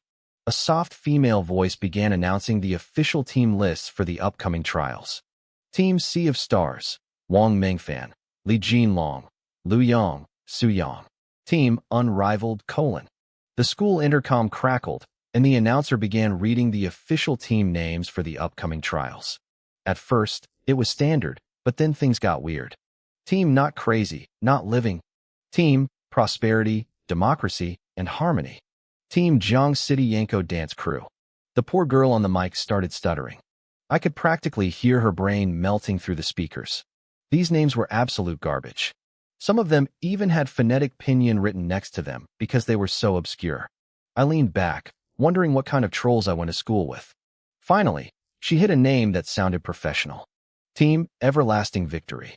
Members: Li Xiang, Li Mayan, Lu Chuanwu, and Lin Feng. The classroom erupted into whispers. This was a seed team, the heavy hitters. They had two powerful mages in Li Xiang and Li Mayan, a high-speed attacker in Lin Feng, and Lu Chuanwu, who could transform into a rhino. He was a literal human tank. On paper, they were invincible. Li Xiang, sitting in the front row, turned around and gave me a provocative smirk. Li Mayan followed with a cold sneer. It was obvious they were planning to use the final exam to get their revenge and fix their reputation. The announcer paused for a long heartbeat. When she spoke again, her voice was dripping with pure annoyance. Team Jiang Nan is always right. Members: Jiang Nan, Wu Liang, Tang Qinya. Grievance points from Zhang Hong, plus 999. The class went silent before exploding into laughter. What did Jiang Nan even say? How can he always be right? Who cares? If he says it, it's right. Man, that name is so extra. Wu Liang sat next to me, giving me a massive thumbs up. Brother Nan, you've got style. You're a man of culture. Tang Qinya, on the other hand, was burying her face in her hands. I can't. This is too embarrassing. Lu Chuanwu, the rhino tank from the rival team, let out a loud, mocking laugh. One idiot leading two dead weights? Impressive. I guess that's why you only have 3 people. If you found a 4th, they'd probably be just as useless as. Clang. I didn't let him finish. I stood up, grabbing my heavy wooden stool by the legs. I had a bright, beaming smile on my face as I reached into my spatial dimension and pulled out a solid red brick. The whole class froze. They were used to me being the quiet, scholarship kid. They weren't used to me looking like I was about to commit a felony. Say one more word, I said, my smile never wavering. And I'll open your head right now. Lu Chuanwu's face turned a sickly shade of pale. Just as the tension reached a breaking point, the teacher walked in. Jiang Nan, why are you holding a brick? Oh, this. I looked at the brick, then at my notebook. I didn't have a ruler to draw straight lines. I figured this would work. Grievance points from teacher, plus 666. I actually used the brick to draw a line on my paper. Li Xiang and Li Mayan looked disgusted, but they kept their mouths shut. They figured they'd let me have my fun now. Once we got to the Tianqi spirit realm for the trials, they planned to make me pay. After school, I walked past the night market and saw the barbecue stall was slammed. Business was booming, but something was off. A bunch of tough-looking guys with buzz cuts were standing guard, and Scarface, the guy who tried to shake me up before, was busily carrying trays of food like a professional waiter. The moment they saw me, they all stopped and bowed in unison. Good evening, Brother Nan. Every customer in the place stared at me. I felt like a mob boss. Old Zhou ran over, looking exhausted but relieved. Xiao Nan, thank God you're here. Yuqing, get our guests some water. What's going on with these guys? I asked, gesturing to the thugs. Old Zhou sighed. They showed up this afternoon. They insisted on helping. I tried to say no, and they literally threatened to kneel and beg until I let them work. I didn't know what else to do. I looked at Scarface. He caught my eye and gave me a shy, awkward smile. I knew exactly what happened. This had Wu Liang's fingerprints all over it. It's fine, Uncle Zhou, I said. Just treat them like employees. If any of them slack off, give me a call. This area can be rough, so having them around will keep the peace.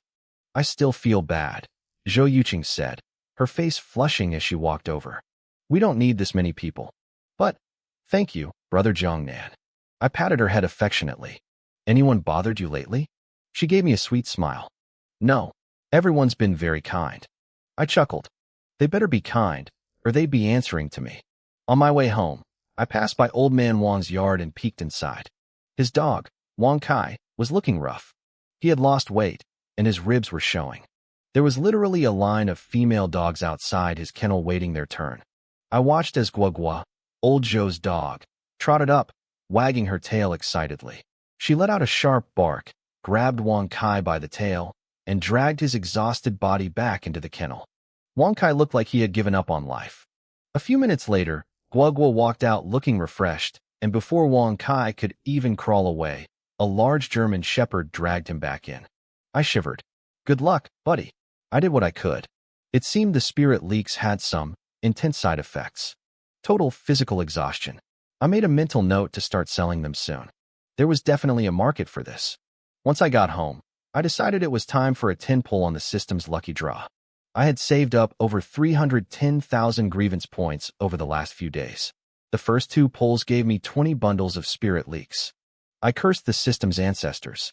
The third pull, thank you for playing. The fourth pull, consolation prize, Hulk brand boxers. The fifth and sixth pulls, grand prize, Peerless Beauty Pill X2. I blinked. A new prize? I was hoping for spirit beads or level up potions, but Peerless Beauty Pill. Was this a plastic surgery drug? How was being pretty going to help me fight monsters? Then again, in this world, looking good was a power of its own. I sat in front of the mirror, feeling a bit nervous. I was already decent looking, but I decided to go for it. I popped one in. It tasted like a white rabbit milk candy. Suddenly, my face started to itch. I panicked for a second. Was my face going to explode? Was I going to end up disfigured? 30 minutes later, I looked in the mirror and gasped. My eyes were sharper, like they held a galaxy of stars. My nose was perfectly straight, my skin was smoother than a baby's, and my jawline could cut glass. I still looked like me, but every single feature had been tuned to perfection. I looked like a mix between a rebellious street youth and a high-end idol. One smile felt like a physical attack. It wasn't just a look, it was an aura. Damn, I whispered, touching my face. I'm a lethal weapon. I felt like I could retire right now and just find a rich sugar mommy to take care of me. I'd have to look for a book on how to charm wealthy women later. Finally, I checked the consolation prize, Hulk brand boxers. Asterisk effect, a bug-level garment. Expands and contracts to fit the wearer's size perfectly. Indestructible during combat, asterisk. I swallowed hard. In the movies, the Hulk always ripped his clothes, but his pants stayed on. These were those pants. This was a godsend for beast-type awakeners who grew in size when they transformed. I wasn't going to wear them myself. The thought of the side effects or the style was too much, but I knew a certain rhino-sized friend who could use them. Plus, the system provided both male and female styles. Very thoughtful. The system shop was expanding. I noticed a new item, spiritual leaks. They were 300 grievance points a bundle. I was just about to browse more when my phone buzzed. It was a video call from Xia Yao. I hit answer. On the screen, Xia Yao was clinging to Zhong Yingshue's arm, both of them beaming. They were standing on a busy street, the background noise a chaotic hum of city life. Xiao Nan, come out for dinner, Xia Yao shouted over the noise. Xue is in a great mood today. She's treating. Zhong Yingxue gave a gentle smile. Xiao Nan, what do you want to eat tonight? Seeing 2 beautiful girls always brightened my mood. Where are you guys? I'm on my way. Xia Yao squinted at the screen and pouted. You're a grown man. Why are you using beauty filters? Is that level 10? Turn it off. It's blinding me. I didn't turn anything on, I protested. Liar. Xue, are phone filters really this terrifying nowadays? Zhong Yingxue rolled her eyes and ignored her. We're waiting for you at Century Square. Got it. See you soon. I hung up and sighed. I wasn't lying. My beauty filter was literally built into my face now. It wasn't my fault I looked like a masterpiece. While I was getting ready, my friend Wu Liang was back at his place, buried in books. He hadn't even eaten dinner. His father, a rough-looking man in a tank top and slippers, walked in with a bowl of food. "Son, eat something. Your mom just..." The man stopped dead. His eyes nearly popped out of his skull. What are you doing?" He assumed his son was just doodling in his notebooks. Most kids did. But as he stepped closer, he gasped. "Holy crap, you're actually doing math." The desk was piled high with exam prep books. Wu Liang didn't even look up. "Dad, go eat. Don't distract me. I'm going to be top 3 in the grade this semester." His father looked devastated. "Top 3? What happened to dropping out after high school? You were supposed to drop out, do some bad stuff, join the streets, and take over my position. That's how a father finds peace of mind." Wu Liang looked disgusted. "I don't want a smooth, predictable life like that." "Did someone hurt you?" his dad asked, panicking. "Tell me who. I'll go get him." Wu Liang stood up and pushed him out the door. "Dad, I need to study. Leave me alone." Outside the room, the father stood in a daze. "Wife, I think our son has a weird disease." "What's wrong with him?" his mother yelled from the kitchen. "He's studying. He wants to be top 3. "I think you're the one who's sick," she screamed back. "Get your butt over here and eat." Meanwhile, I was walking down the street. I was wearing a pair of baggy shorts, flip-flops, and a t-shirt with a Sailor Moon print. It was a loud, chaotic outfit, but the attention I got was explosive. From 80-year-old grandmothers to 13-year-old girls, everyone stopped. "Oh my God, look at him," I heard a girl whisper. "He's so handsome I can't look away." "Is he a celebrity?" "He's better looking than any idol." "Quick, take a picture. I'm a fan now. That buzz cut suits him so well." It wasn't just the girls. Even the guys were doing double takes. By the time I reached Century Square, 17 girls had asked for my WeChat, and 3 had asked for photos. I added every single one of them. My WeChat feed was a prime source for grievance points, after all. I couldn't let that gold mine go to waste. "Xiao Nan, over here." Zhong Yingxue waved from under a streetlight. She looked stunning in a sky-blue dress and white sandals, her dark hair pulled back in a simple ponytail. She looked elegant and graceful. Xia Yao, on the other hand, was all energy. She wore a black tube top under a white sun protection jacket and denim hot pants that showed off her long legs. As we met up, the crowd's eyes followed us. Xia Yao stared at me, rubbing her eyes in disbelief. "My God, I thought it was a filter on the phone. We haven't seen you in a few days. How did you get so handsome? Did you eat some magical papayas or something?" I glanced at her chest and smirked. "Papayas are for skin beauty now? You must have eaten a lot of them then." Xia Yao hissed and reached out, grabbing my face and squishing it. Grievance points from Xia Yao plus 333. "Wow, your skin is so smooth. And so white." She looked genuinely jealous. "Tell me the truth. Did you get work done?" "Nope," I said seriously. "I just washed my face." She let go, looking disgusted. "How long has it been since you last washed your face for it to make this much of a difference?" "Who are you kidding?" Zhong Yingxue laughed. "Xiaonan always had good features. He deserves to be this handsome. Come on, let's go get hot pot." I grinned. Shue is the best. Though deserves to be handsome sounds a bit weird. We started walking. "So why the sudden dinner?" "It's only Monday. Can't I just miss you?" Zhong Yingxue teased. Xia Yao leaned in. "That guy Luo has taken 2 weeks off. School is finally peaceful without him bothering us. Shue is happy." Xia Yao and I shared a knowing look and high-fived. Zhong Yingxue looked at us suspiciously. "I feel like you two are hiding something from me." "No way. I swear on my heart," Xia Yao said, clutching her chest. I rolled my eyes. "Give it up, Sister Yao. Your heart is too far away for you to reach it." I pulled a white rabbit milk candy from my pocket, the special one from the system, and handed it to Zhong Yingxue. "Here, have a candy. Eat it when you get home."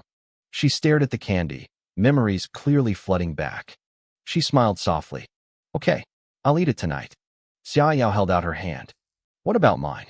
I want candy too." "No candy for naughty kids," I teased. Xia Yao gritted her teeth and lunged at me, locking me in a headlock until I turned blue. "Are you giving it to me or not? I really don't have any more. Just that one." I'll give you one next time. I gasped. Then I whispered in her ear, I found a way to get stronger. Once I take first place in the exams, I'll show you guys. Xiaoyao paused, then grinned. First place? You're that confident? You've never even been to a spirit realm. With a face like this, the spirit beasts wouldn't have the heart to hurt me. Bah, you're shameless. Boom. A massive explosion rocked the air. The sound was deafening, vibrating through the pavement beneath our feet. We spun around toward the source. A shopping mall across the square was engulfed in a fireball. Shards of glass rained down from the upper floors like lethal glitter. The crowd erupted into a panic. People were screaming, running in every direction to avoid the falling debris. Within seconds, 2 floors of the mall were swallowed by raging flames and thick, black smoke. The smell of burning chemicals and scorched metal filled the air. We looked at each other, our faces pale. A blast that size, it wasn't a kitchen accident. This was something much worse. And at this hour, the mall was packed with people. Let's go, I said, my voice turning cold and serious. We need to see if we can help.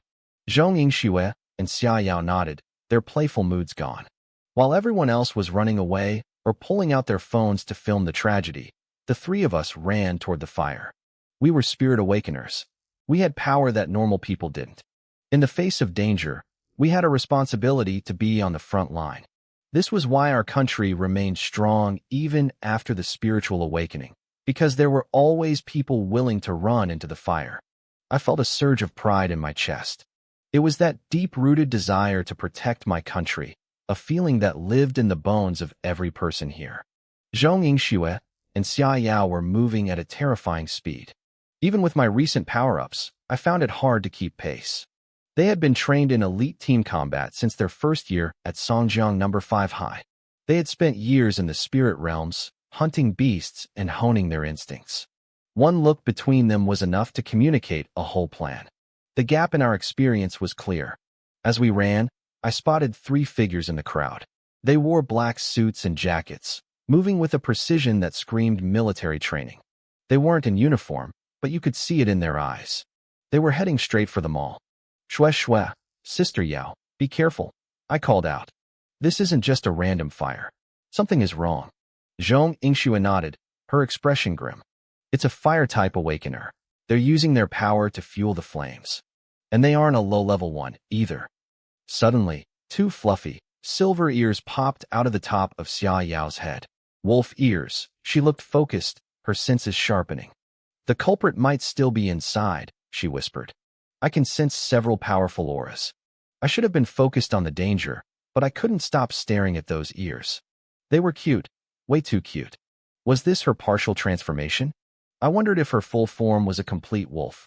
We reached the base of the mall. The area was a disaster zone.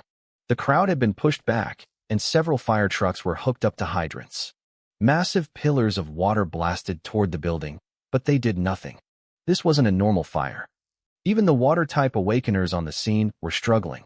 Their efforts were like trying to put out a forest fire with a cup of tea. It wasn't just firefighters here. I saw riot vans, military vehicles, and a swarm of news crews. A reporter named Hushua was shouting into a camera, his voice frantic. It's 8:03 p.m., he yelled over the roar of the flames. The fire at the Walmart is spreading rapidly. Emergency teams are on site, but the situation is dire. The layout of the square is too narrow to set up air cushions, and dozens of people are trapped on the 6th floor. The camera panned up. My heart sank. At a 6th-story window, a mother was clutching her child. The black smoke was thick, choking them. She looked like she was about to jump. Zhong Yingxue was trembling with frustration. Her ice powers were useless against a blaze this intense, and she had no way to get up there. It's too high, Xiaoyao hissed, pacing like a caged animal. I can't jump that far. I stepped forward, my voice cold and steady. I have a way. Xiaonanyu. I didn't wait for them to finish. I shoved through the crowd and ran toward the entrance. A police officer immediately blocked my path. Kid, get back. It's dangerous. I'm an awakener, I snapped. I can save them. The officer hesitated, then pointed toward a nearby station. Fine. Go register over there first. We have to keep track of everyone entering the zone during an emergency. Stay safe. Register? We didn't have time for paperwork. But looking at the military presence, I realized this was a high-stakes operation. Just as I turned to move, a massive explosion rocked the building again. A tongue of flame shot 10 meters out of the window. Through the fire, four shadows leaped from the 6th floor. They didn't fall. They soared across the gap, landing on the roof of a neighboring building before sprinting away into the night. Before I could process that, another figure plummeted from the 6th floor. Crunch! A woman in a black jacket and a beret slammed onto the roof of a parked Jeep. The metal groaned and buckled, the entire vehicle flattening under the force of her landing. She stood up and wiped a smear of soot from her face, looking completely unfazed. She marched over to a military truck, grabbed the handle, and ripped the heavy steel door clean off its hinges.